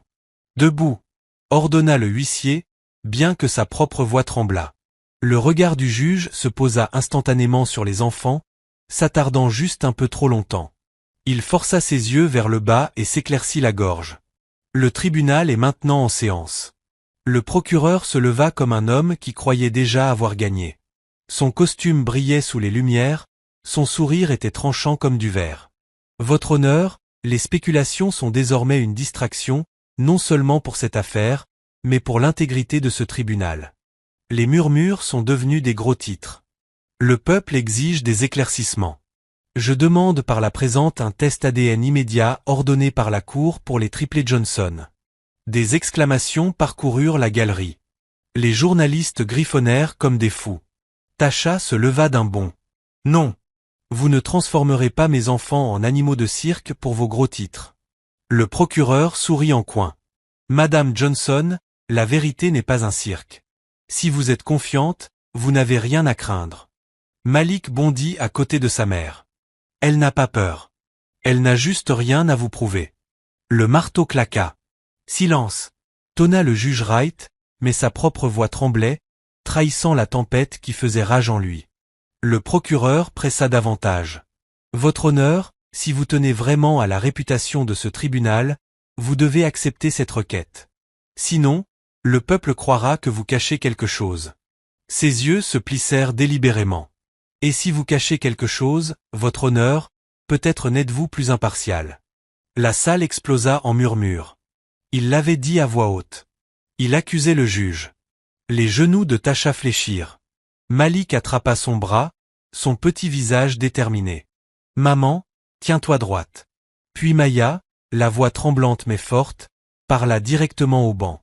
Juge, monsieur, je me fiche de ce qu'ils disent à propos du sang. Un père n'est pas l'homme qui nous a donné son visage. Un père est l'homme qui est resté. Et lui ne l'a pas fait. Maman l'a fait.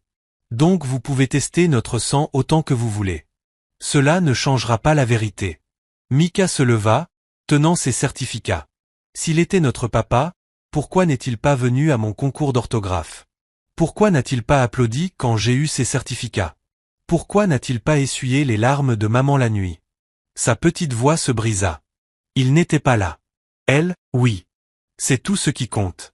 La salle d'audience laissa échapper un souffle collectif. Certains s'essuyaient les larmes, d'autres secouaient la tête. Le procureur bondit. Votre honneur, voyez-vous, ces enfants sont émotifs, instables, et leur loyauté les aveugle.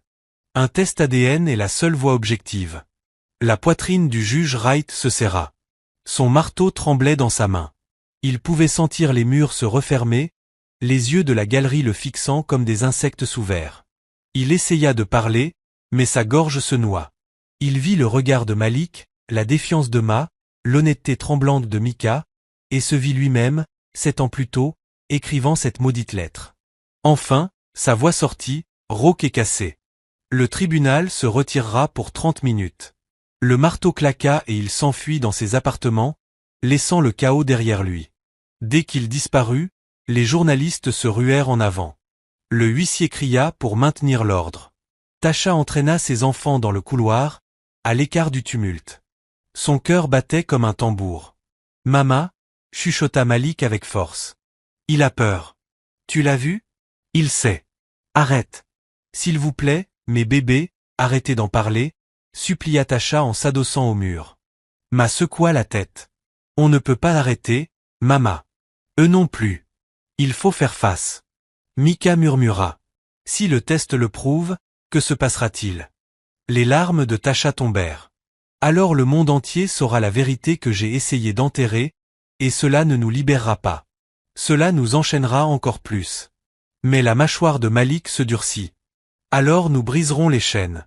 Dans ses appartements, le juge Wright était assis, voûté, sa robe enroulée autour de lui, son greffier se tenant maladroitement. Monsieur, ils ne vont pas laisser tomber, dit-il. Laissez-moi, murmura le juge. Quand la porte se referma, il enfouit son visage dans ses mains. Son corps tremblait sous le poids des années. Il avait construit sa vie sur la loi, la réputation et l'ordre. Et maintenant, 3 enfants de 7 ans l'avaient démoli avec rien d'autre que la vérité. Un coup frappa à la porte. Elle grinça en s'ouvrant, et à sa grande surprise, Tasha entra. « Vous ne devriez pas être ici, dit-il, d'une voix basse. « Vous non plus, répliqua-t-elle sèchement. Vous auriez dû disparaître de nos vies il y a des années. Et pourtant vous voilà, à les regarder, vous effondrant à chaque mot qu'ils prononcent. » Il se tenait là, tremblant. « Tasha, s'il te plaît. Je n'ai jamais cessé de penser à toi. » « À eux ?» Son rire était amer. « Penser pendant que je travaillais 2 emplois, pendant qu'ils n'avaient pas de cadeau de Noël, pendant que les voisins murmuraient que nous étions maudits. Tu crois que c'est tout ce que tu as fait ?» Ses mains se serrèrent. « J'étais faible. Je l'admets. Ma famille. Votre famille ?» Sa voix monta, rauque et furieuse. « Nous étions votre famille et vous nous avez abandonnés. » Il s'effondra dans sa chaise, les larmes coulant sur son visage. Pour la première fois depuis des décennies, le juge Anthony Wright ressemblait moins à un homme de loi et plus à un père brisé. « Ils ordonneront le test, murmura-t-il. Et alors le monde entier saura. Dieu, aide-moi, Tasha. Je ne sais pas quoi faire. » Elle secoua la tête, le regard froid. « Vous êtes un juge. Vous prenez des décisions tous les jours. Peut-être qu'il est temps d'en prendre enfin une pour vous. » Lorsque la suspension se termina, le juge retourna sur le banc, le visage pâle, les yeux rouges. La galerie se tut instantanément. Il s'éclaircit la gorge, la voix tremblante mais assez forte pour porter. « La demande de test ADN sera prise en considération. Ce tribunal reconnaît la sensibilité de l'affaire. » Le procureur sourit, déjà sûr de sa victoire. « Votre honneur, retarder ne fait qu'alimenter les spéculations. Le peuple mérite des éclaircissements. » Le marteau claqua. Ce tribunal ne sera pas précipité dans une décision par des murmures. Nous poursuivrons demain. Des exclamations parcoururent la salle. La galerie explosa en bruit, les journalistes se ruant vers les portes pour publier leurs articles. Tasha serra ses enfants contre elle, les sortant avant que quiconque ne puisse se précipiter. Mais Malik jeta un dernier regard en arrière, ses yeux fixant le juge. Et pour la première fois, il ne vit pas seulement un homme en robe. Il vit un homme noyé dans la culpabilité. Dans l'appartement, les enfants se blottirent autour de Tasha à la lumière des bougies, l'électricité coupée à nouveau. Malik parla le premier. « Mama, il est notre papa. Je le sais maintenant. » Les yeux de Maya se remplirent de larmes. « Pourquoi ne nous a-t-il pas voulu ?» Mika murmura. « Si le test le prouve, nous emmènera-t-il » Tasha les rapprocha d'elle, les bras tremblants. « Écoutez-moi. Peu importe ce que dira ce test, vous m'appartenez toujours. Aucun tribunal, aucun juge, aucun papier ne peut changer ça. » Mais au fond d'elle, elle craignait la vérité. Parfois, la vérité ne libérait pas. Parfois, elle détruisait tout. Le tribunal était bondé au-delà de sa capacité. Les journalistes remplissaient la galerie, micros brandis comme des armes. Les spectateurs occupaient tous les sièges, débordant dans les allées. L'affaire était devenue plus qu'une bataille pour la garde. C'était un spectacle public. Les murmures sur la paternité étaient devenus des gros titres. Et aujourd'hui, les résultats ADN seraient révélés. Tasha entra avec ses enfants accrochés à elle. Malik marchait devant, le menton haut, la mâchoire serrée comme de la pierre. La main de Maya agrippait le jupon de sa mère, tandis que Mika serrait son dossier de certificat plus que jamais.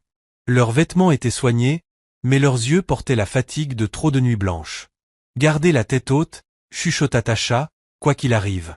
Lorsque le juge Wright entra, le silence était suffocant, chaque œil fixé sur lui. Sa robe semblait plus lourde que jamais, chaque pas vers le banc était un combat. Il se força à s'asseoir, mais ses mains tremblaient en serrant le marteau. « Debout, le tribunal est en séance », déclara le huissier, bien que sa voix elle aussi vacilla. Le procureur se leva immédiatement, sourire tranchant, ton triomphant. « Votre honneur, aujourd'hui nous mettons enfin fin à cette mascarade. Les résultats du test ADN sont revenus et ils montreront sans aucun doute que les enfants Johnson ont un père. Un homme qui les a abandonnés, oui, mais un homme néanmoins. La vérité n'est plus une spéculation. C'est de la science. Des exclamations parcoururent la galerie. Les journalistes penchèrent sur leurs carnets, stylos grattant furieusement. Le visage de Tasha se plia. « Comment osez-vous réduire leur vie à des résultats de laboratoire » cria-t-elle. « Ce ne sont pas des expériences. Ce sont mes bébés. »« Vos bébés » ricana le procureur. « Ils portent le sang d'un autre homme. Cet homme mérite d'être nommé. » Malik se leva d'un bond. « Non, il ne le mérite pas. Il ne mérite rien. » Le marteau claqua. « Silence !» tonna le juge Wright, bien que sa voix tremblât. Ses yeux brûlaient les papiers scellés sur son bureau.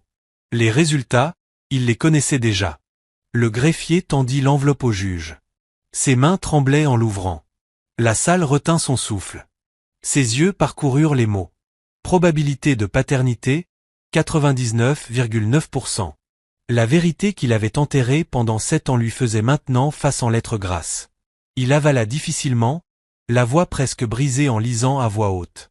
Le test ADN confirme que le juge Anthony Wright est le père biologique de Malik Johnson, Maya Johnson et Micah Johnson. La galerie éclata. Cris, exclamations, journalistes se précipitant vers les portes. Les flashs crépitaient dans la salle. Les genoux de Tasha fléchirent. Elle tomba sur sa chaise, les larmes coulant sur son visage. Les triplés s'accrochèrent à elle, leur petite voix s'élevant au-dessus du chaos. « Nous le savions déjà », cria Maya. « Il n'a pas d'importance », hurla Malik. Micah la serra plus fort. « Mama, ne pleure pas. On n'a pas besoin de lui. On a juste besoin de toi. » Le juge Wright frappa son marteau, mais le bruit fut noyé dans l'agitation. Son visage était pâle, ses yeux sauvages. Il avait passé sa carrière à commander des salles d'un simple regard. Mais maintenant, c'était lui qui était sur le banc des accusés. Le procureur sourit, s'inclinant légèrement. « Eh bien, votre honneur, ou devrais-je dire, père, peut-être devriez-vous vous récuser avant que cette affaire n'aille plus loin. » Des murmures montèrent comme un feu dans la galerie. Il est leur papa. Pendant toutes ces années, il le savait. Hypocrite, juge le jour, lâche la nuit. Le juge Wright se leva lentement, sa robe flottant derrière lui, la voix cassée. Ce tribunal maintiendra l'ordre. Mais l'ordre avait disparu. Son masque aussi. Tasha enfouit son visage dans ses mains, sanglotant ouvertement. Mais Malik se redressa, fixant le juge. « Tu crois qu'on se soucie de ton sang ? On s'en fiche. Tu n'étais pas là quand Mama pleurait jusqu'à s'endormir. Tu n'étais pas là quand elle sautait des repas pour que nous puissions manger. Tu n'étais pas là quand Micah a gagné son concours d'orthographe, ni quand Maya chantait à l'église, ni quand je me battais parce que les enfants se moquaient de nous pour ne pas avoir de papa. Tu n'étais pas là. Mama, si. » La voix de Maya tremblait mais portait de la force. « Si tu veux être notre papa maintenant, il est trop tard. Tu ne peux pas simplement débarquer parce qu'un papier le dit. » Les larmes de Micah coulèrent. Il leva ses certificats, les mains tremblantes. « Vous voyez ceci ? C'est elle qui m'a fait devenir ce que je suis, pas toi. Elle est notre vrai parent. Toi, tu n'es qu'un étranger. » La galerie laissa échapper un souffle collectif. Certains s'essuyèrent les larmes, d'autres secouèrent la tête, incrédules. Tasha les ramena contre elle. « Chut, mes bébés, s'il vous plaît. » Mais les voix des enfants résonnaient plus fort que n'importe quel marteau. Tasha se leva, le corps tremblant, la voix tranchante de colère. « Vous voyez, » cria-t-elle à la galerie, au procureur, même au juge. « Vous voyez ce que vous avez fait ? Vous avez fait se battre des enfants pour des combats qu'ils n'auraient jamais dû mener. Vous les avez traînés dans des tribunaux. Vous les avez obligés à me défendre, à se défendre eux-mêmes. Et pourquoi ? Pour ça. » Elle fit un geste vers les papiers du test ADN, les larmes tombant comme une pluie. « Ce ne sont pas des trophées. Ce ne sont pas des preuves. Ce sont des enfants. Mes enfants. Et aucun test, aucune robe, aucun tribunal ne changera cela. » La salle tomba silencieuse. Même le procureur vacilla, son assurance s'effritant. Le marteau du juge Wright glissa de sa main, tombant avec fracas sur le banc. Sa voix se brisa, rauque et désespérée. « Tasha, » murmura-t-il. Enfant, ses yeux étaient remplis de larmes. « Je suis désolé, mon Dieu. Je suis tellement désolé. Mais le regard de Malik le foudroya. Les excuses ne nous nourrissent pas. Les excuses ne réparent pas cette année. Les excuses ne font pas de toi un père. Le juge chancela en arrière, s'agrippant au banc pour garder l'équilibre. Il avait condamné d'innombrables hommes dans sa salle d'audience, mais jamais un verdict ne l'avait écrasé ainsi. Le huissier tenta de calmer la salle, mais la galerie était vivante, en plein chaos. Les journalistes hurlaient des questions. Allez-vous démissionner, votre honneur? Allez-vous réclamer la garde? Acceptez-vous la responsabilité de vos enfants? Tasha serra ses enfants contre elle, le visage couvert de larmes. Nous partons, souffla-t-elle en se levant. Mais avant qu'elle ne puisse bouger, Malik parla à nouveau, sa voix assez forte pour faire taire toute la galerie. Vous pouvez l'appeler notre père si vous voulez, mais pour nous, c'est juste un homme en robe. Mama est le seul parent que nous reconnaîtrons. Des exclamations parcoururent la salle. Le juge vacilla, les yeux écarquillés, sa robe pesant comme de la pierre. Pour la première fois de sa vie, il n'avait aucun verdict, aucune autorité, aucun mot. Et dans ce silence, les triplés se tenaient plus haut que lui. Au moment où le marteau tomba après la révélation de l'ADN, la salle d'audience se transforma en chaos. Les journalistes se précipitèrent vers les sorties, flash crépitant, voix s'entrechoquant dans un tourbillon de questions. Les spectateurs se penchaient sur les bancs, pointant du doigt, chuchotant, secouant la tête. Tasha agrippa les mains de ses enfants, les tirant vers la sortie, mais des micros bloquaient son chemin, les cris pleuvant de toutes parts. Monsieur Johnson, depuis combien de temps le savez-vous? Enfant, acceptez-vous le juge Wright comme votre père? Juge, allez-vous démissionner? Malik les bouscula, son regard tranchant comme l'acier. Laissez-nous tranquilles. Ma s'accrocha plus fort à Tasha, tremblante sous les projecteurs. Mika enfouit son visage dans son dossier, se protégeant de la tempête. Le juge Wright resta figé sur le banc. Sa robe semblait un linceul, son marteau inutile. Pendant des années, son autorité avait réduit au silence des salles avec un seul mot. Maintenant, sa propre salle d'audience l'avait dévoré. Son nom, autrefois respecté, suintait désormais de toutes les bouches des journalistes comme du poison.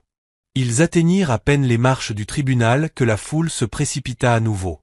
Les caméras se rapprochaient, les micros braqués sur eux. La voix de Tasha se brisa en criant. « Arrêtez!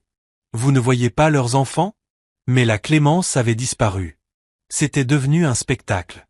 Soudain, un mur d'officiers se fraya un chemin, formant un bouclier. « Reculez! Donnez-leur de l'espace. » Ils guidèrent Tasha et les triplés dans une camionnette, claquant les portes derrière eux. À l'intérieur, les enfants se blottirent contre elle. Les mains de Tasha tremblaient en les tenant, sa poitrine secouée par les sanglots. « Ça va aller, Mama » murmura Malik, bien que sa propre voix tremblât. « Ils ne peuvent pas nous faire de mal. Pas tant que nous sommes ensemble. » Mais au fond, Tasha savait que la bataille était loin d'être terminée. De retour au tribunal, le juge Wright se retira dans ses appartements. Dès que la porte se referma, le poids du silence l'écrasa. Il arracha sa robe de ses épaules et la lança à travers la pièce. Son greffier, Harris, se tenait maladroitement près de la porte. « Monsieur, la presse est dehors. Ils veulent une déclaration. »« Une déclaration ?» Wright rit amèrement, la voix brisée. « Que veulent-ils que je dise? Que j'ai abandonné mes enfants. Que j'ai laissé leur mère souffrir pendant que je jouais au juge honorable. » Harris hésita. Le juge en chef a appelé. Il veut vous voir immédiatement. L'estomac de Wright se noua. La loi avait toujours été son bouclier. Maintenant, c'était l'arme retournée contre lui. Dans le bureau du juge en chef, l'air était épais de fumée de cigares et de jugement. L'homme âgé était assis derrière un lourd bureau en chêne, le regard perçant. « Vous avez discrédité ce tribunal, » dit-il froidement. « La presse nous déchire. Le gouverneur appelle déjà à votre démission. » La gorge de Wright se serra. « S'il vous plaît, laissez-moi finir cette affaire. Laissez-moi prouver. » Quoi? Que vous pouvez juger une affaire impliquant vos propres enfants. Le juge en chef frappa du poing sur le bureau. Vous avez détruit toute crédibilité que vous aviez. Si vous ne démissionnez pas tranquillement, ils vous déchireront publiquement. Wright baissa la tête. Sa carrière, sa réputation, son nom, tout était parti. Il ne restait que les visages des 3 enfants qui ne l'appelaient même pas papa. Pendant ce temps, dans leur petit appartement, Tasha était assise à la table, les mains pressées contre ses tempes. Les enfants étaient blottis autour d'elle, leur voix basse. « Mama » chuchota Maya. « Vraiment, va-t-il essayer de nous prendre ?» Tasha secoua la tête avec force. « Personne ne vous enlèvera de moi. Ni lui, ni le tribunal, ni personne. » La petite voix de Mika tremblait. « Mais le papier dit qu'il est notre père. Ça ne veut pas dire qu'il a des droits ?» Tasha cracha le mot comme du poison. Un vrai père gagne sa place. Il ne disparaît pas et ne revient pas quand ça l'arrange. Il ne se cache pas derrière une robe pendant que ses enfants ont faim. Les poings de Malik se serrèrent. Alors nous le dirons au monde. Nous dirons à tous qu'il ne nous mérite pas. Non, bébé, murmura Tasha en le serrant contre elle. Ce combat te brise déjà. Je le vois dans tes yeux. Je ne te laisserai plus le porter. Mais Malik secoua la tête. Nous ne sommes pas brisés, Mama. Nous sommes plus forts que lui. 2 nuits plus tard, alors que la pluie s'abattait sur la ville, un coup sec résonna à leur porte. Tasha s'immobilisa, le cœur battant à la gorge. Lentement, elle l'ouvrit. Judge Wright se tenait là, trempé, les yeux creux. « Que faites-vous ici » siffla-t-elle. « Je devais les voir, » murmura-t-il. « Juste une fois, s'il te plaît. » Avant qu'elle ne puisse l'arrêter, Malik fit un pas en avant. Son regard brûlait plus fort que la tempête. « Tu crois que tu peux simplement te présenter après 7 ans? Après tout? Retourne dans ta grande maison. Retourne dans ton monde. Tu n'as rien à faire ici. » Malik, murmura le juge, la voix brisée. « Je suis ton père. » Non, répliqua Malik sèchement. Tu n'es qu'un homme en robe. Ces mots frappèrent plus fort que n'importe quel coup de marteau. Wright recula, le visage livide. La voix de Tasha tremblait. Pars. Ne reviens jamais. Un instant, il sembla sur le point de s'effondrer dans le couloir. Puis, d'un signe de tête, il se retourna et disparut dans la tempête. De retour dans son manoir, ce soir-là, le juge Wright vida verre après verre de whisky, mais la douleur ne s'effaçait pas. Ses murs, jadis ornés de récompenses et de diplômes, semblaient désormais le narguer. Il fixa son reflet dans le verre, un homme brisé, dépouillé de toute fierté. Pendant des années, il avait condamné les autres pour leurs échecs. À présent, son propre échec le consumait. Il murmura leurs noms, les larmes coulant. Malik, Maya, Mika, pardonnez-moi. Mais il n'y eut aucune réponse, seulement le silence. Et pour la première fois de sa vie, le juge Anthony Wright comprit qu'il était véritablement seul. La ville ne dormait plus depuis la révélation des tests ADN. Les journaux avaient étalé le titre en une. Le juge, père secret de triplé. Les émissions de radio décortiquaient chaque détail. Les talk-shows repassaient en boucle les images de l'éclat des enfants, et des foules se rassemblaient devant le tribunal avec des pancartes. Justice pour Tasha, et Right the Wrong. Dans leur petit appartement, Tasha essayait de protéger ses enfants du vacarme. Mais même avec la télé éteinte et les rideaux tirés, les murmures filtraient à travers les murs. « Maman » chuchota Maya en tirant sur sa manche, « pourquoi tout le monde parle de nous si fort ?»« Parce que les gens adorent les scandales » répondit Tasha d'une voix amère. « Ils se fichent que vous soyez des enfants. Tout ce qui compte, c'est l'histoire. » Malik fronça les sourcils, arpentant le minuscule salon. « Qu'il parle. Nous, on connaît la vérité. Ce n'est pas notre père. » Mika serra contre lui son dossier de certificat. Mais, et s'ils essaient de le forcer à l'être? Tasha les serra fort contre elle, la voix tremblante. Alors nous nous battrons de toutes nos forces. Le lendemain matin, le tribunal bourdonnait comme une ruche.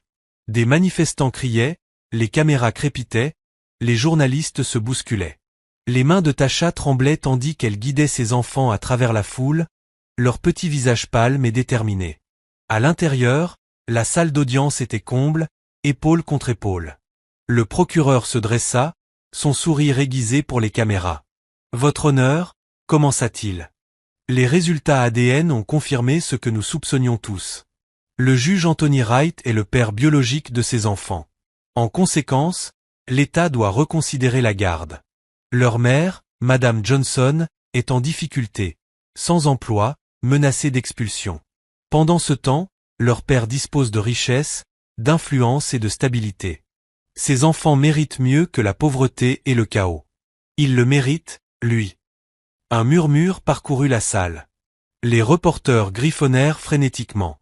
Tasha se leva d'un bond, la voix rugissante. Comment osez-vous? Ces enfants n'ont pas besoin de son argent. Ils ont besoin d'amour. Et je leur ai donné chaque goutte du mien. J'ai saigné pour eux. J'ai eu faim pour eux. J'ai combattu pour eux. Ne vous avisez pas de dire que je ne suis pas assez. Le procureur ricana. L'amour ne paie pas les factures. L'amour ne nourrit pas des enfants qui grandissent. L'amour ne garde pas les lumières allumées. Malik bondit, les poings serrés. Si. Ça le fait. L'amour de maman nous a nourris quand il n'y avait rien à manger. L'amour de maman nous a gardés au chaud quand on nous a coupé le chauffage. L'amour de maman nous a rendus assez forts pour être ici aujourd'hui. Ne dites jamais que ce n'est pas assez. La salle éclata en applaudissements avant que l'huissier n'aboie pour rétablir l'ordre. Le marteau du juge Wright claqua, mais sa main tremblait. Il tenta de garder contenance, mais sa poitrine brûlait de culpabilité. Il voulait parler, avouer qu'il avait failli, reconnaître que Tasha avait élevé seul de véritables guerriers, mais en tant que juge, il devait rester silencieux. Le procureur insista. Votre honneur, je demande une audience d'urgence afin de déterminer si la garde ne devrait pas être transférée, au moins partiellement, au père biologique. Il peut offrir l'environnement stable dont ses enfants ont désespérément besoin. Les genoux de Tasha fléchirent. Non, hurla-t-elle. Vous ne me les prendrez pas. Maya serra sa main, sa petite voix tremblante mais ferme. Nous n'irons nulle part sans maman. Mika leva son dossier, les mains secouées d'émotion. Si vous voulez une preuve, regardez ici. Maman m'a fait croire que je pouvais être quelqu'un. Ça vaut plus que tout l'argent du monde. La salle murmura, certains essuyant leurs larmes. Le juge Wright fixa les enfants, la vue brouillée. Il se retrouva dans la défiance de Malik, dans le feu de Maya, dans le cœur tendre de Mika. Le poids de sa lâcheté l'écrasa plus fort que jamais. Il murmura d'une voix rauque. L'ordre sera rétabli. Mais sa voix se brisa, trahissant son tourment. Le procureur sourit, sentant la victoire. Votre honneur, si vous refusez d'agir, le monde croira que vous protégez Madame Johnson par culpabilité. Ce tribunal ne peut tolérer le favoritisme. Il doit agir dans l'intérêt supérieur des enfants. Un murmure parcourut de nouveau la salle. Tous les regards se tournèrent vers le juge. Sa robe lui semblait peser comme des chaînes. Son silence criait plus fort que des mots. Tasha se leva, le corps tremblant, la voix tranchante comme une lame. « Écoutez-moi » cria-t-elle, pointant la galerie, le procureur, et même le banc. « Ce sont mes enfants. Je les ai portés. Je les ai élevés. J'ai sacrifié pour eux. Et aucun test, aucun tribunal, aucun homme en robe ne changera jamais cela. Si vous voulez les arracher à moi, il faudra nous traîner tous hors d'ici, en criant et en nous débattant, car nous ne serons pas brisés. » La salle explosa. Applaudissements, murmures, journalistes criant. L'huissier frappa pour imposer le silence, mais la tempête ne pouvait être contenue. Malik se tint droit à côté d'elle, la voix féroce. « Vous entendez ça? Nous n'avons pas peur de vous. » Les yeux de Maya flamboyaient. « Maman est tout ce dont nous avons besoin. » Les larmes de Mika coulaient, mais sa voix restait ferme. « Vous ne nous prendrez jamais. » La galerie était en feu d'émotion, et au centre de tout cela, le juge Wright sentit son cœur s'effondrer. Il était leur père par le sang, mais rien de plus. Il leva le marteau, mais il glissa de sa main et tomba au sol en cliquetant. Le bruit résonna comme un verdict. Toute la salle se figea. Pour la première fois de sa longue carrière, le juge Anthony Wright n'avait aucun contrôle, aucune autorité, aucun masque. Il ne restait que la vérité. Il était un homme exposé, un père indigne, un juge déchu. Et tandis que les triplés s'accrochaient à leur mère, le regardant avec des yeux qui reflétaient les siens, il savait que le monde entier observait, pas seulement pour un jugement, mais pour voir s'effondrer tout ce qu'il avait construit. Les portes du tribunal s'ouvrirent sur un mur de murmures. Tasha serra les mains de ses enfants et continua d'avancer, le menton levé, le regard droit devant elle. Une nouvelle plaque était accrochée sur le banc. Honorable Naomi Ellis. Aucune robe au monde ne pouvait cacher que cette affaire avait fissuré la ville en deux. Mais le visage du juge Ellis restait calme, assuré, indifférent aux caméras ou aux murmures. Asseyez-vous, dit-elle, la voix froide comme du verre. Pour information, le juge Anthony Wright s'est récusé. Ce tribunal entendra le témoignage final et rendra une décision aujourd'hui. Les doigts de Maya s'accrochèrent à l'ourlet de la jupe de Tasha. Mika serra son petit dossier. Malik fixait le banc comme s'il lui devait des réponses. Le procureur se leva. Votre honneur, l'État maintient que Madame Johnson manque de stabilité. Pas de revenus réguliers, menaces d'expulsion, factures impayées. Le père biologique, désormais confirmé, peut fournir structure, éducation et soins médicaux. Tasha se leva si rapidement que sa chaise racla le sol. Le père biologique est parti alors qu'un ventre vide était la seule preuve que j'avais, dit-elle, la voix basse mais assurée. La structure n'a jamais manqué dans la vie de mes enfants. Ce qui manquait, c'était un homme. Le juge Ellis leva la main. Madame Johnson, vous aurez votre tour. Avocat, appelez vos témoins. Le procureur appela d'abord l'assistante sociale. Madame Carter s'avança vers le banc, vêtue d'un chemisier trop simple pour la télévision, avec une voix trop honnête pour la politique. Elle prêta serment, puis joignit ses mains. Madame Carter, à votre avis professionnel, demanda le procureur, ces enfants sont-ils en sécurité sous la garde de Madame Johnson? Madame Carter inspira. Oui, dit-elle. Ils sont en sécurité. Ils ont des liens affectifs solides et protègent farouchement leur mère.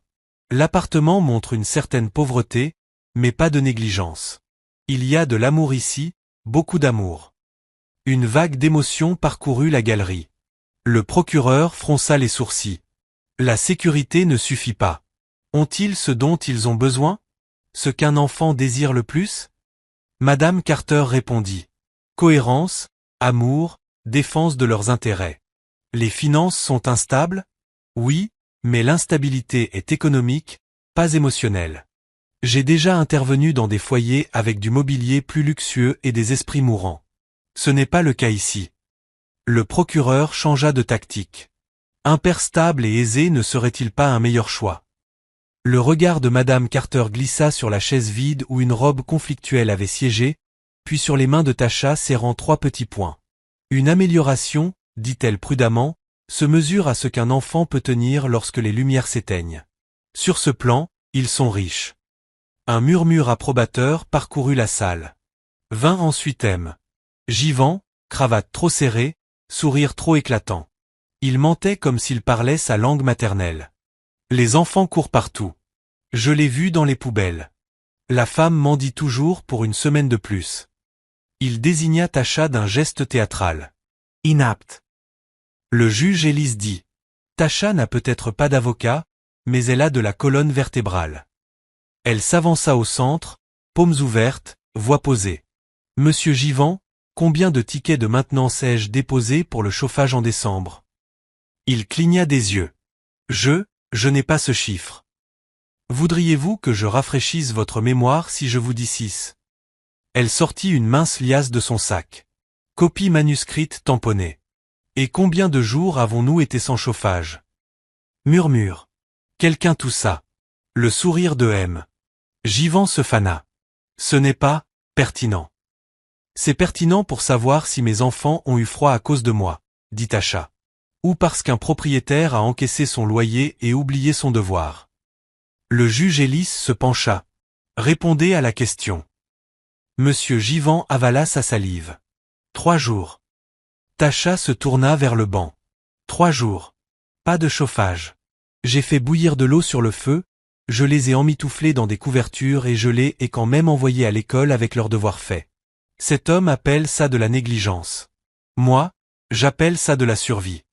Le procureur se leva, le visage rouge. Votre honneur. Asseyez-vous, dit le juge Ellis. Le pasteur Daniels témoigna sans emphase, juste la vérité tranquille. Elle est présente.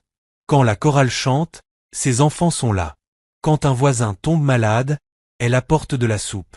Quand notre garde-manger est vide, elle nettoie les étagères quand même. Un conseiller scolaire monta à la tribune avec des dossiers, des registres de présence, des récompenses, des notes d'enseignants. Les certificats de Mika brillaient comme de petits joyaux. Pas de signalement de comportement, dit le conseiller. Relation solide avec les pairs. Résilience exceptionnelle. La température dans la salle changea. Les journalistes cessèrent d'écrire pour écouter. Quelque part au fond, une lumière de caméra s'éteignit. Personne ne bougea pour la réparer. Déclaration finale, dit enfin le juge Ellis. Le procureur redressa sa veste et joua sa dernière carte. Votre honneur, les enfants méritent les ressources que leur père peut fournir. Écartez la politique et le scandale, et les mathématiques sont simples. Plus d'argent égale plus d'opportunités. Nous ne punissons pas Madame Johnson. Nous élevons les enfants. Il s'assit avec un petit sourire qui n'atteignait pas ses yeux. Tasha se tenait seule au centre de la salle. Elle paraissait si petite et pourtant, d'une certaine manière, elle remplissait chaque centimètre de l'espace. Votre honneur, je ne peux pas changer le passé. Je n'ai pas pu faire rester un homme. Je n'ai pas pu faire en sorte qu'un patron me garde ou qu'un propriétaire répare un radiateur. Mais je n'ai jamais, pas une seule fois, laissé ces enfants se sentir non aimés.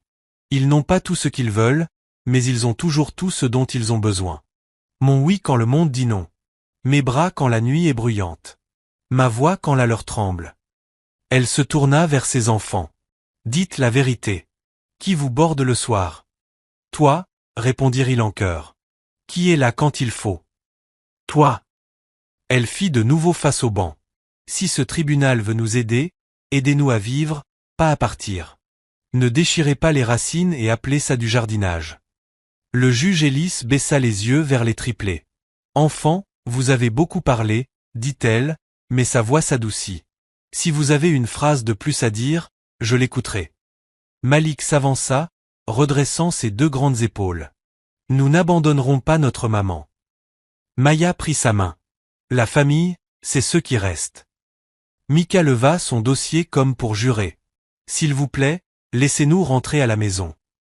Un silence lourd, sacré, complet. Le juge Ellis joignit les mains. Ce tribunal a vu le pire des familles déguisées en meilleures, dit-elle avec précaution.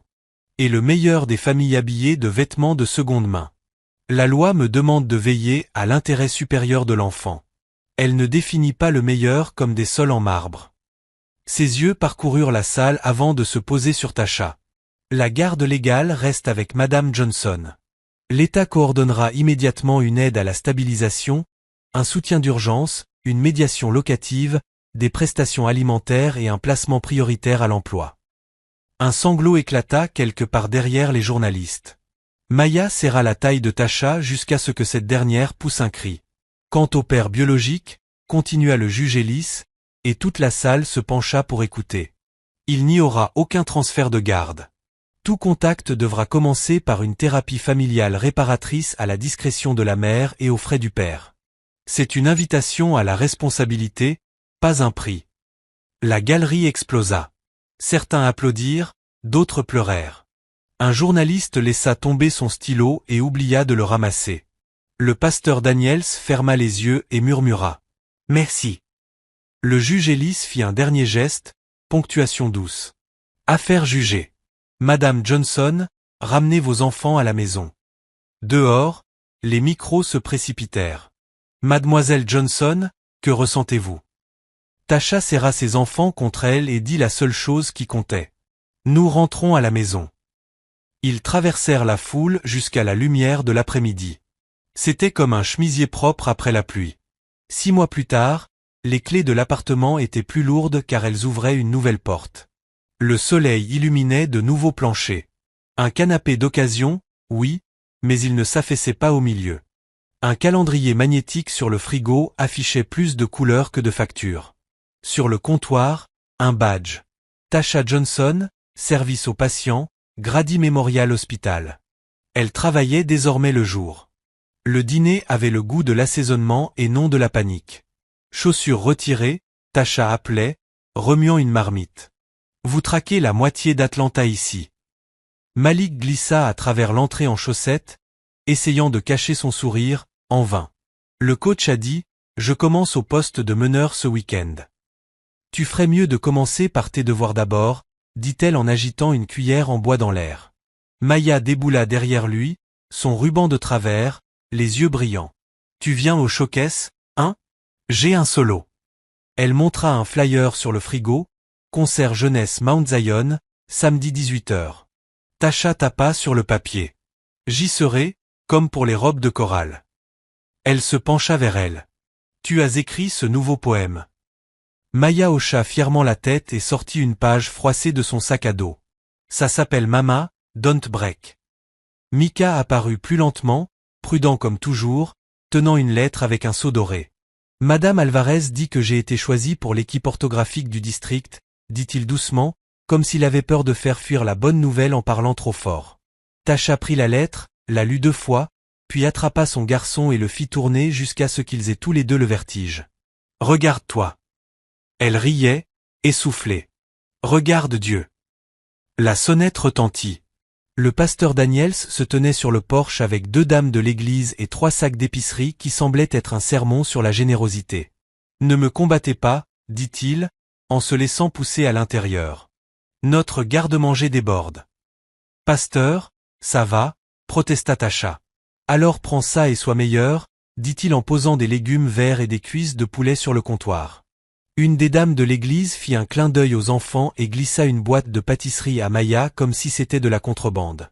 Dis merci au cœur de ma part, cria Tasha, les yeux embués. Dis-leur toi-même samedi, répondit-il. Les premières places sont pour toi. Ils quittèrent la maison plus grand qu'en entrant. Après le dîner, les 4 s'entassèrent sur le canapé. La télé ronronnait. Un dessin animé riait. La tête de Mika s'affaissa sur l'épaule de Tasha. Pendant un instant, le monde oublia d'être bruyant.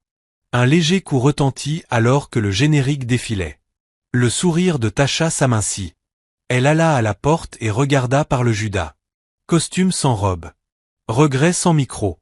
Le juge, non. Anthony se tenait sur son porche, chapeau à la main, des murs dans les yeux. Il avait perdu le banc. Il portait sa perte comme une chemise trop serrée.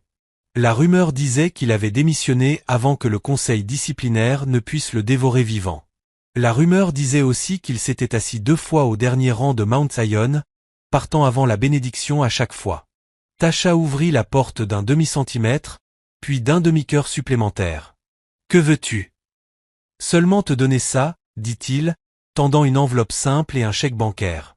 Pas de conditions pour l'éducation des enfants, fonds pour l'université. J'ai ouvert 3 comptes.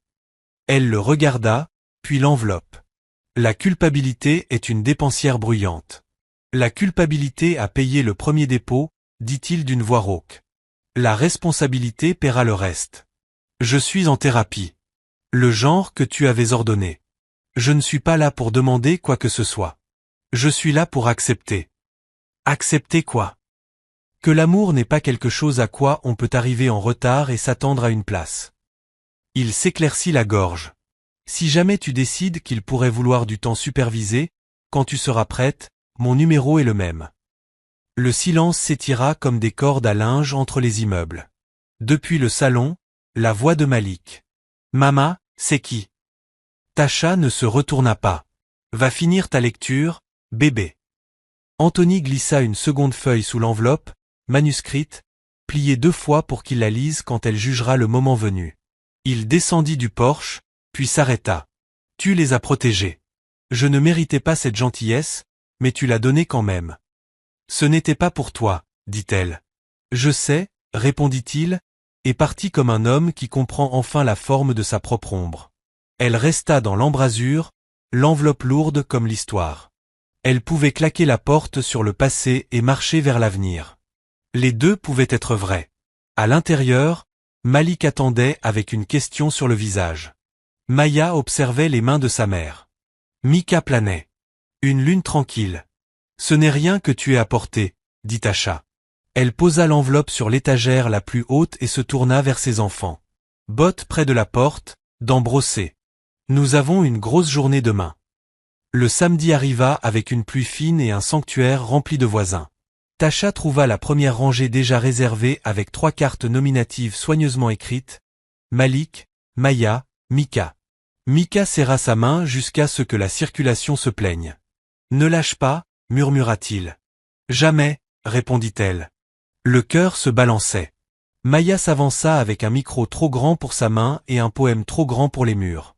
Mama, don't break, lut-elle, d'une voix assurée.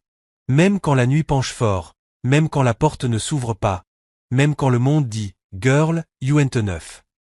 Mama, ne te brise pas, elle plie, tient et nous fait grandir. Les gens se levèrent avant qu'elle ait fini. Tasha pleura comme on le fait quand on expire enfin après 6 ans. Dans le dernier banc, un homme entra en retard et partit tôt. Il ne parla pas. Il ne demanda rien. Il écouta juste une petite fille définir la force avec le nom de sa mère dedans.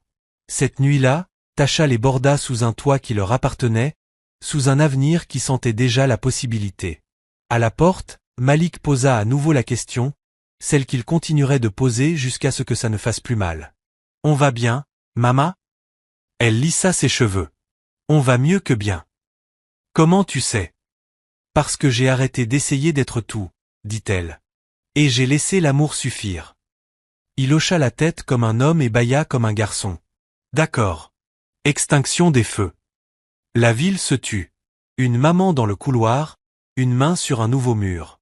Un œil sur l'étagère où une enveloppe attendait un jour qu'elle choisirait.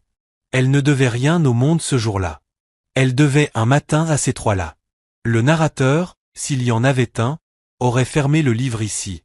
Mais c'est la vie, pas du papier. Les vies débordent. Pourtant, si tu avais besoin d'une phrase à retenir, elle serait simple. Le sang peut te nommer. L'amour te fera grandir. Choisis les mains qui tiennent quand tout le reste lâche. Et dans ce petit appartement où l'avenir dormait sur 3 oreillers, l'amour continuait de choisir, encore et encore, jusqu'au matin. Voici la fin de l'histoire. Si j'ai pu rendre ta journée meilleure, commente. J'espère que tu as rendu la mienne meilleure.